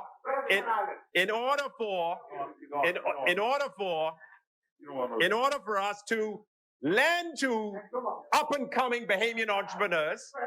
Yeah. 12 million available to lend. Thank you very much, South Shore. $12 million to lend to up-and-coming Bahamian entrepreneurs. And this is on top of the 55 million that the SBDC has lent to 846 entrepreneurs. 849 ordinary Bahamians from over the hill areas, Bain and Grandstown, Freetown, Seabreeze, Marathon, Exuma, Grand Bahama, and around the country. That's what that that's what that $55 million of SBDC. And so, you don't need it. They get their money from Commonwealth Bank. They ain't get it. So, Mr. Speaker, what frustrates me about these agencies sometimes, like the Bahamas Development Bank, and anything that the government has oversight for, when it is that, when I lend you the money, and I understand there's going to be some that fall by the wayside, but the only way that the next generation can get access to that loan is if you repay your loan. You have to repay your loan. And if you don't repay your loan, a young, up-and-coming Bahamian will not have the ability to borrow from the Bahamas Development Bank. And, when I look over the financials of the Bahamas Development Bank, they made a slight profit in 2012. They made $128,000 profit. And then in 2013, the losses went to 1.8 million. In 2014, the losses went to 2 million. In 2015, the losses went to 3.2 million. In 2016, it was 1.9 million. In 2017, it was 1.0 million. And in 2018, it was 920,000. So you see what happened, right? It started here, the losses went up when they was in power, and then it went down when we in power. So we know, and they talking about, we are the champions of empowerment. That's what they say, the champions of empowerment. They believe this should be a key engine in our economic development. But you can't lead to economic development if people are not paying back the loan and if you're not managing the bank properly. And that's what we always bring to the table and what they are always severely lacking in. And the numbers speak for themselves. That's what the numbers speak for themselves. So you can tell it when you speak, but you don't speak. So it's if I can Google the documents. And so, Mr. Speaker, it is another testament. Some people always like to say that the Free National Movement always looking after the rich and the mighty and the powerful. And here is an example, along with the SBDC, where we are helping ordinary Bahamians by adding another $12 million to the borrowing capabilities of this bank. Then you have the 840, unprecedented, $55 million, unprecedented, of where we are helping ordinary Bahamians, giving them access. Then you put on that free university. You can't say with good conscience we are not helping ordinary Bahamians each and every day. So, Mr. Speaker, it is with great pleasure that I support, wrap up this resolution, the debate on this resolution, and to say that, we are embarking on a new drive towards, with this bank, with this money now, to supporting domestic food production, investing in egg production, chicken meat production, farming, green and the blue economy. So we are supporting these businesses. And you know, another good thing that the member from Exuma articulated about the streamlining of various lending agencies. You know, let's put all these Bahamas Development, SBDC, Bank of the Bahamas, let's put them all into one group to support entrepreneurs. And we feel that we have already said that, and it's good that he is supporting us in our effort. And so when we intend to implement that, we look forward to his support on that. And we are very proud of our record. We're very proud of what we've done to help young Bahamian entrepreneurs. And, you know, enough of giving people to fish. We are finally teaching people how to fish, how to start their own businesses, and hopefully, despite what has been happening with the current pandemic, these businesses will take root and fly, and they will repay the money that has been lent to them, and that will provide the engine for additional persons to borrow. And then the last thing I'd like to say, Mr. Speaker, is it is absolutely true that we are in the height of a pandemic. And, you know, it's very easy to sit in your armchair and to say, oh, you should have done this and you should have done that. And I only like to say that this is a very, very fluid situation. Events on the ground are changing every day. And if you look at, for example, in the state of Florida, just to give you an example, on the 1st of April, there was 7,800 people with positive cases. On the 1st of May, there was 34,000. On the 1st of June, there was 56,000. On the 1st of July, there was 159,000. And as of today, there's 370,000 positive cases in Florida. So that is an indication of how fluid the situation, how things are changing. And it's important, Mr. Speaker, that when these events occur, that we adjust, we take into consideration the situation on the ground, and we make adjustments. And that is what we have been doing. Do we get it right all the time? No. I'll be the first to admit we don't get it all at the time. But it's very important that we adjust and we prepare ourselves and put ourselves in the right position to soldier on with this pandemic. It has been absolutely devastating on the economy, absolutely devastating on the tourism sector.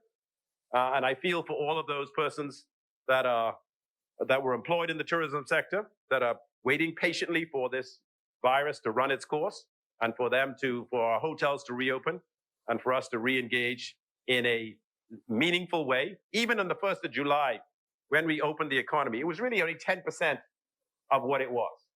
So it opened in a very small way.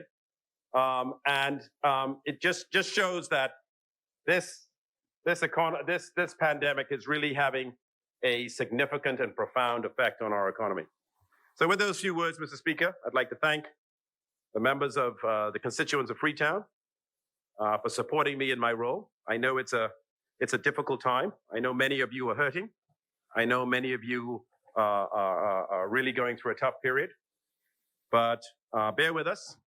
We are confident that the tide will turn, that a vaccine will be developed, and our economy will bounce back in the not too distant future. And with those few words, Mr. Speaker, I wrap up the debate on the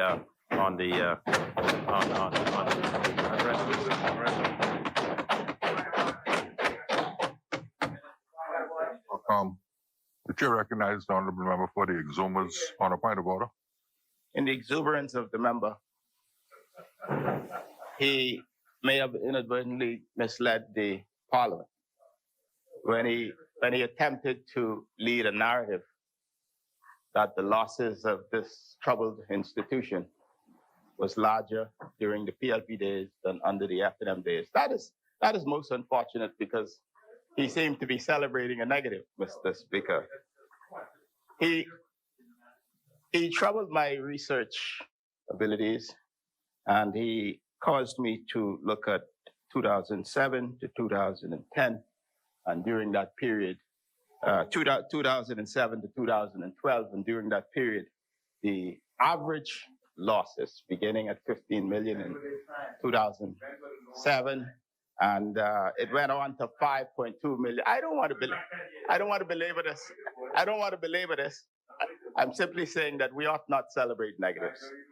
And the member for Freetown, when he draws a narrative that imputes politics into a sensible conversation, he ought to present all of the information, Mr. Speaker.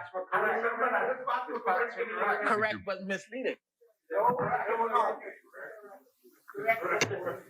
Honorable members, it has been moved.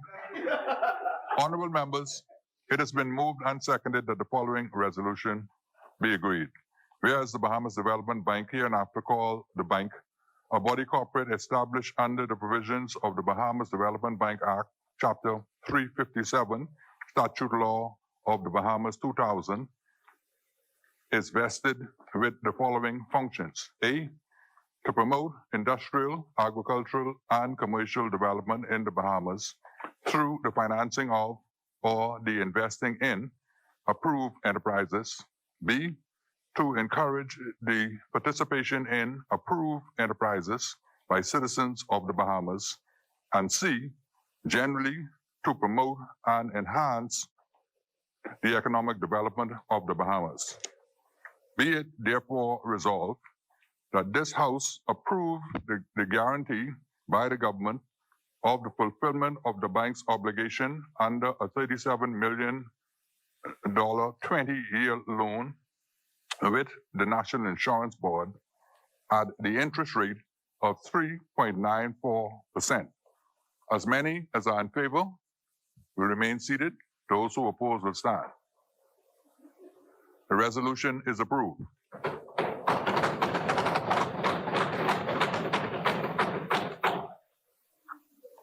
Honorable members, before we proceed, I need to jump in again. As the chair, I'm in receipt of a communication from the honorable member for the Exumas, Ragged Island, and Ragged Island. It is dated the 22nd of July 2020.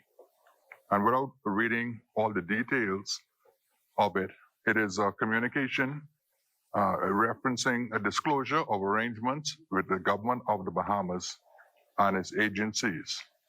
And it refers to Article 49, subsection F, subsection I, or 1 of the Constitution of the Bahamas to disclose any interest in a government contract as soon as practicable in order to reserve eligibility to serve as a member of Parliament in the House of Assembly.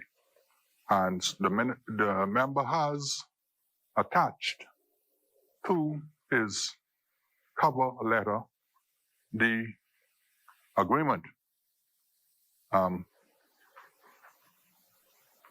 between the Social Services and Urban Development and the company Cash and Go Limited, trading as Cash and Go. With respect to this communication and Article 49F, subsection 1. I'm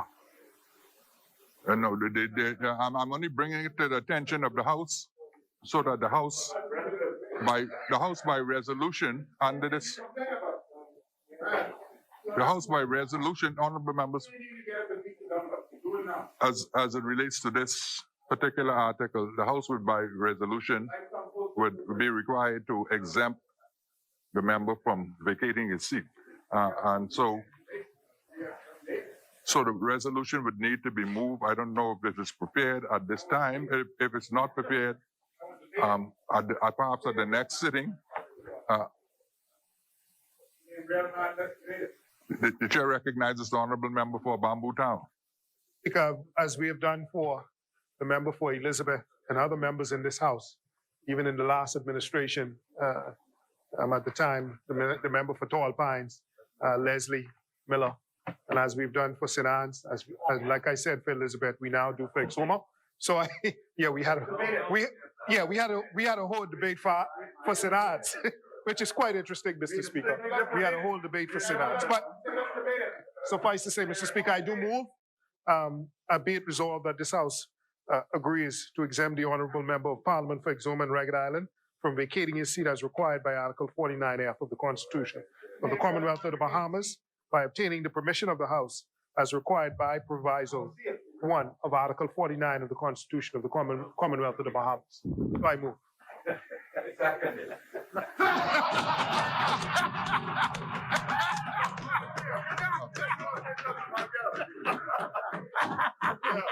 P.M. Katada. What's the date? The chair recognizes the honorable member for Kalani. Mr. Speaker.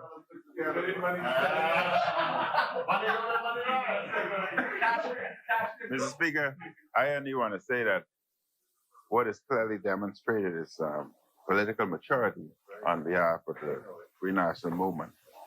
We had a similar, PLP had a similar situation when they brought forth a similar situation, as was pointed out for Leslie Miller, and the FNM supported it. We had no problem because we recognized that it was the proper and right thing to do. He went through the proper channels and there was no flaws.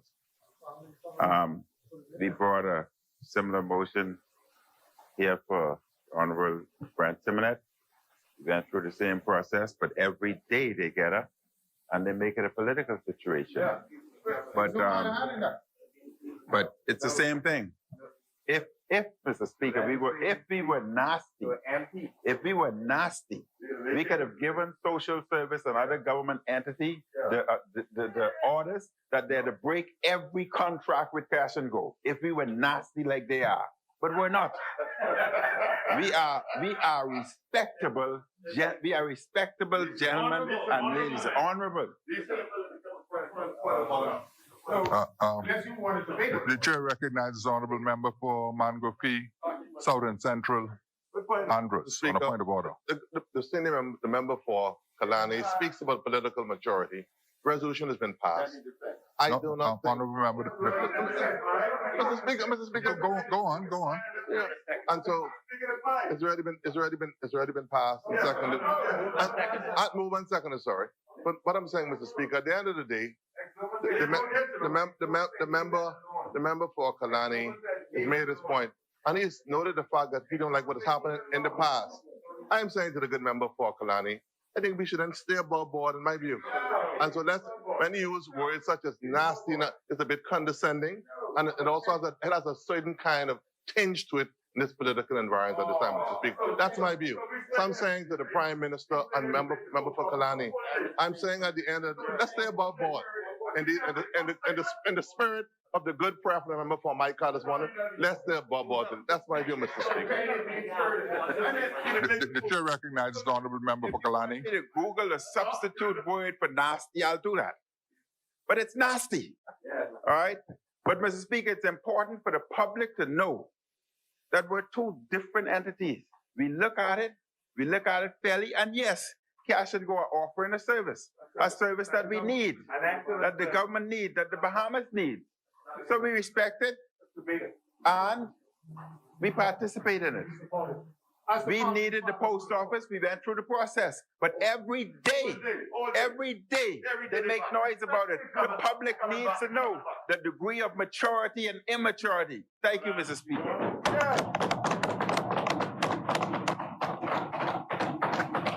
Honorable members, it has been moved and seconded that the following resolution be agreed. Resolved that this honorable House agrees to exempt the honorable member of Parliament for the Exumas and Ragged Island from vacating his seat as required by Article 49, subsection F of the Constitution of the Commonwealth of the Bahamas by obtaining the permission of the House as required by the proviso subsection I of Article 49 of the Constitution of the Commonwealth of the Bahamas. As many as are in favor will remain seated. Those who oppose will stand. The resolution is agreed.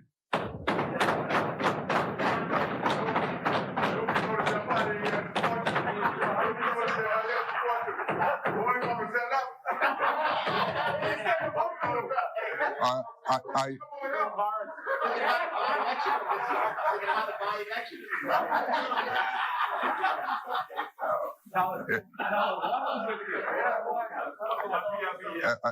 it's now ordered that the resolution and the letter from the honorable member for the exomas, as well as the agreement, do lie on the table.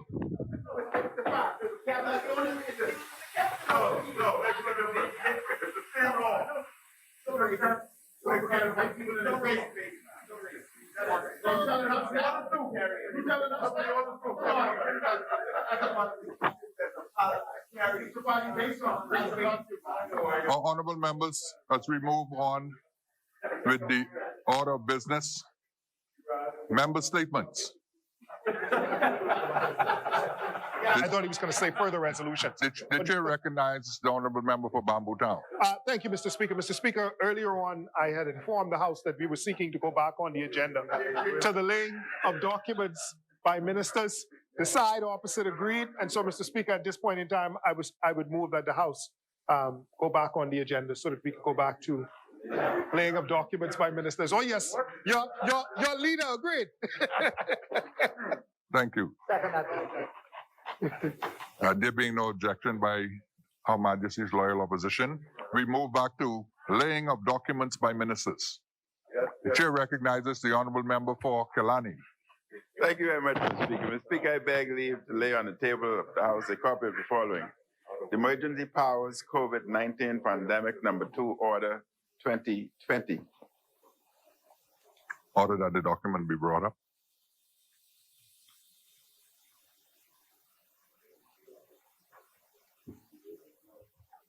Not this. No, this was late. Order that the document will lie on the table. Further laying of documents by ministers. Thank you, Mr. Speaker. I beg leave to lay on the table of the House a copy of the following. The Emergency Powers COVID-19 Pandemic Beaches Number 2 Order 2020. Order that the document be brought up.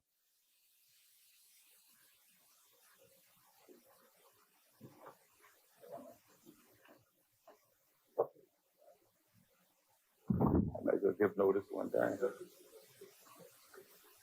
Order that the document will lie on the table. Further laying of documents by ministers. Yes, Mr. Speaker. I beg leave to lay on the table of the House a copy of the following. The Emergency Powers COVID-19 Pandemic Grand Bahama Lockdown Order 2020. Order that the document be brought up.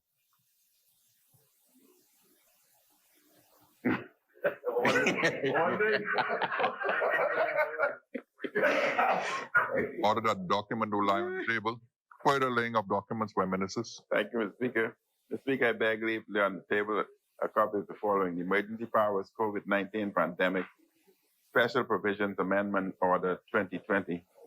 Order that the document be brought up. Okay, no problem.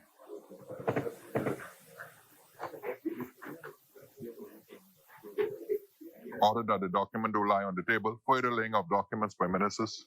Thank you, Mr. Speaker. I beg leave to lay on the table of the House a copy of the following. The Emergency Powers COVID-19 Pandemic Amendment Regulations 2020. Order that the document be brought up.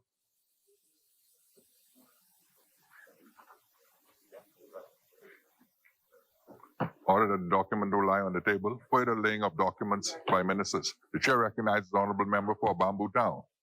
Mr. Speaker, I beg leave to lay on the table of the House a copy of the following. The Supreme Court COVID-19 Number 2 Rules 2020. Order that the document be brought up. Yeah.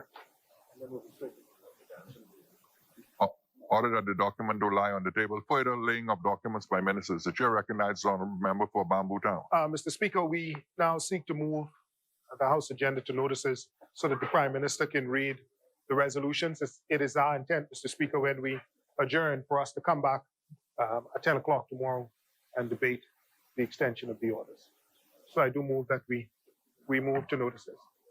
Is there a seconder? Second, Mr. Speaker. Honorable members, it has been moved and seconded that we now move to notices on the order of business. As many members are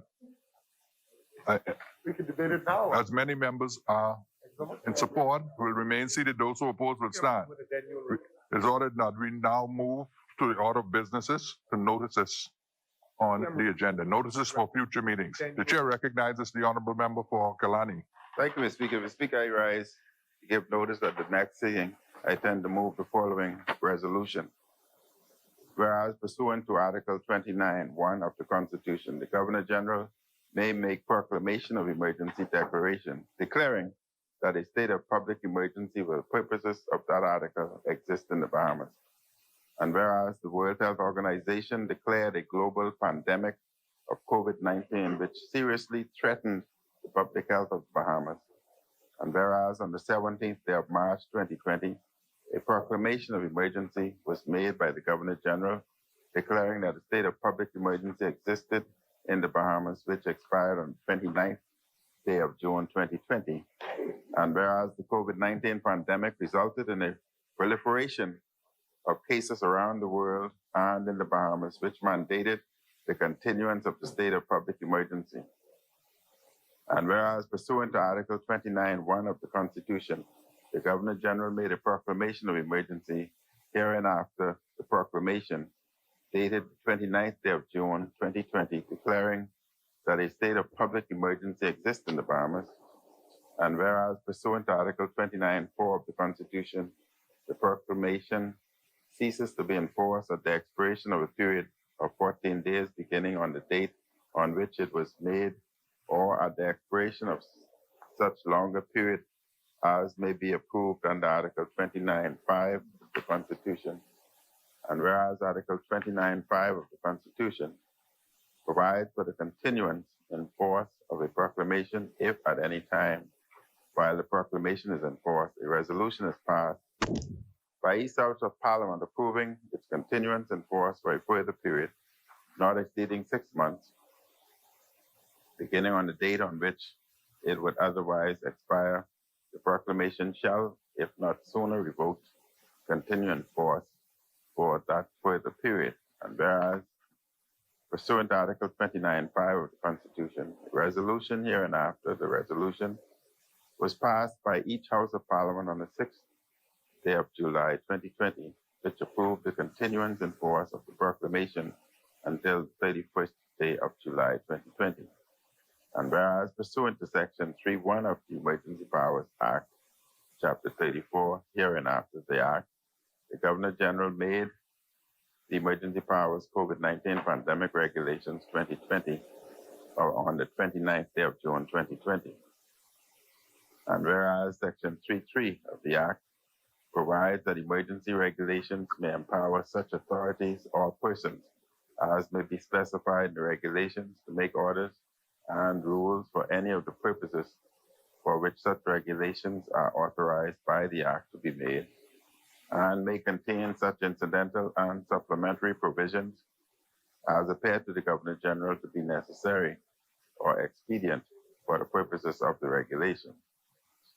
And whereas the Emergency Powers COVID-19 Pandemic Regulations 2020 empower the competent authority to make such orders as are authorized by the Act to be made, and whereas the Emergency Powers COVID-19 Pandemic Order 2020 and the Emergency Powers COVID-19 Pandemic Special Provisions Order 2020 were made by the competent authority on the 30th day of June 2020. And whereas pursuant to Section 5(2) of the Act, by the resolution, each House of Parliament affirmed the continuance in effect of the Emergency Powers COVID-19 Pandemic Regulations 2020, Emergency Powers COVID-19 Pandemic Order 2020, and Emergency Powers COVID-19 Pandemic Special Provisions Order 2020.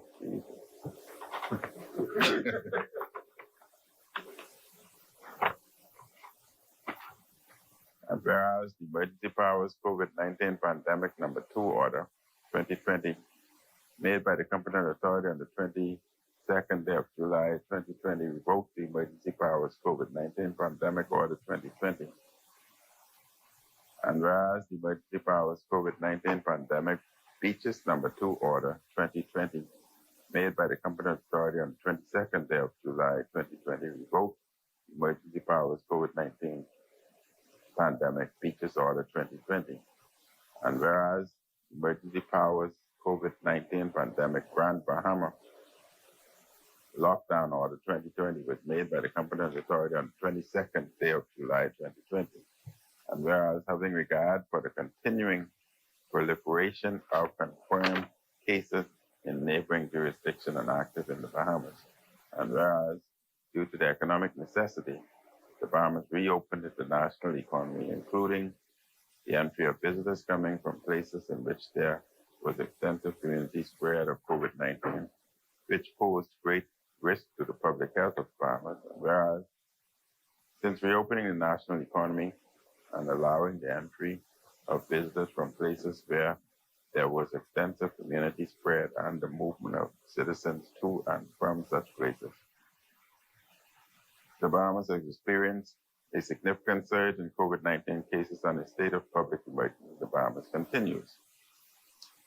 And whereas it continues to be necessary and expedient for securing the public safety, the defense of the Bahamas, the maintenance of public order, the suppression of mutiny, rebellion, and riot, and for maintaining supplies and services essential to the life and well-being of the community to continue in force, the proclamation, the Emergency Powers COVID-19 Pandemic Regulations 20, Emergency Powers COVID-19 Pandemic Number 2, Order 2020, Emergency Powers COVID Pandemic Special Provisions Order 2020, Emergency Powers COVID-19 Pandemic Features Number 2, Order 2020, and the Emergency Powers COVID-19 Pandemic Grand Bahama Lockdown Order 2020. Now, therefore, be it resolved that this House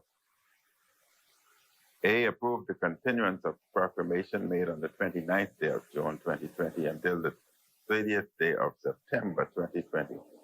B, affirms the continuance in effect of the Emergency Powers COVID-19 Pandemic Regulations 2020 made on the 20th day of June 2020 until the 30th day of September 2020. C, affirms the continuance in effect of the Emergency Powers COVID-19 Pandemic Number 2, Order 2020 made on the 22nd day of July 2020 until the 30th day of September 2020. D, affirms the continuance in effect of Emergency Powers COVID-19 Pandemic Special Provisions Order 2020 made on the 30th day of June 2020 until the 30th day of September 2020. E, affirms the continuance in effect of Emergency Powers COVID-19 Pandemic Features Number 2, Order 2020 made on the 22nd day of July 2020 until the 30th day of September 2020. And F, affirms the continuance in effect of Emergency Powers COVID-19 Pandemic Grand Bahama Lockdown Order 2020 made on the 22nd day of July 2020 until 7th day of September 2020. Mr. Speaker, I only want to remind and inform the Bahamian populace that COVID-19 is not going anywhere. It's going to be here with us until we have developed the vaccine. So we must learn to live with it. Our lives obviously will change, but we cannot lock down, open up, lock down, open up. That can't continue. And therefore, stability would have to determine as the number and the level we can live with. And our behavioral pattern would have to change. But COVID is here with us until the vaccine is established. Outside of that, you lock down, open, lock down, open, lock down, open. Not only do you frustrate your Bahamian populace, but you destroy your economy and your international reputation for good. The Bahamian populace must understand that COVID is here with us, and we must just change our lifestyle and our life pattern to live with it. So thank you, Mr. Speaker. Thank you, Honorable Member. Order that the notice be brought up, the resolution be brought up. Order that the resolution do lie on the table. Further notices for future meetings. The chair recognizes the Honorable Member for the Exumas and Ragged Island. I renew all notices on behalf of the opposition. Thank you.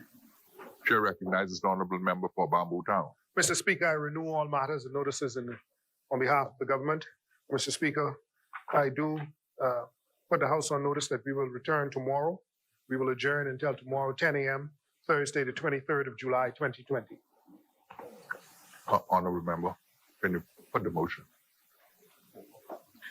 Mr. Speaker, I move that the House adjourns until 10 a.m., Thursday, the 23rd of July, 2020. Speaker, I second that. Honorable members, it has been moved and seconded that the House adjourns to 10 a.m. tomorrow, Thursday, the 23rd of July, 2020. As many members are in favor, will remain seated. Those who oppose will stand. Final adjournment. Mr. Speaker, I do now move that the House adjourns. Honorable members, it has been moved and seconded that the House adjourns to 10 a.m. tomorrow morning, the 23rd of July, 2020. As many members are in favor, will remain seated. Those who oppose will stand. The House stands adjourned to tomorrow morning, Thursday, the 23rd of July at 10 a.m.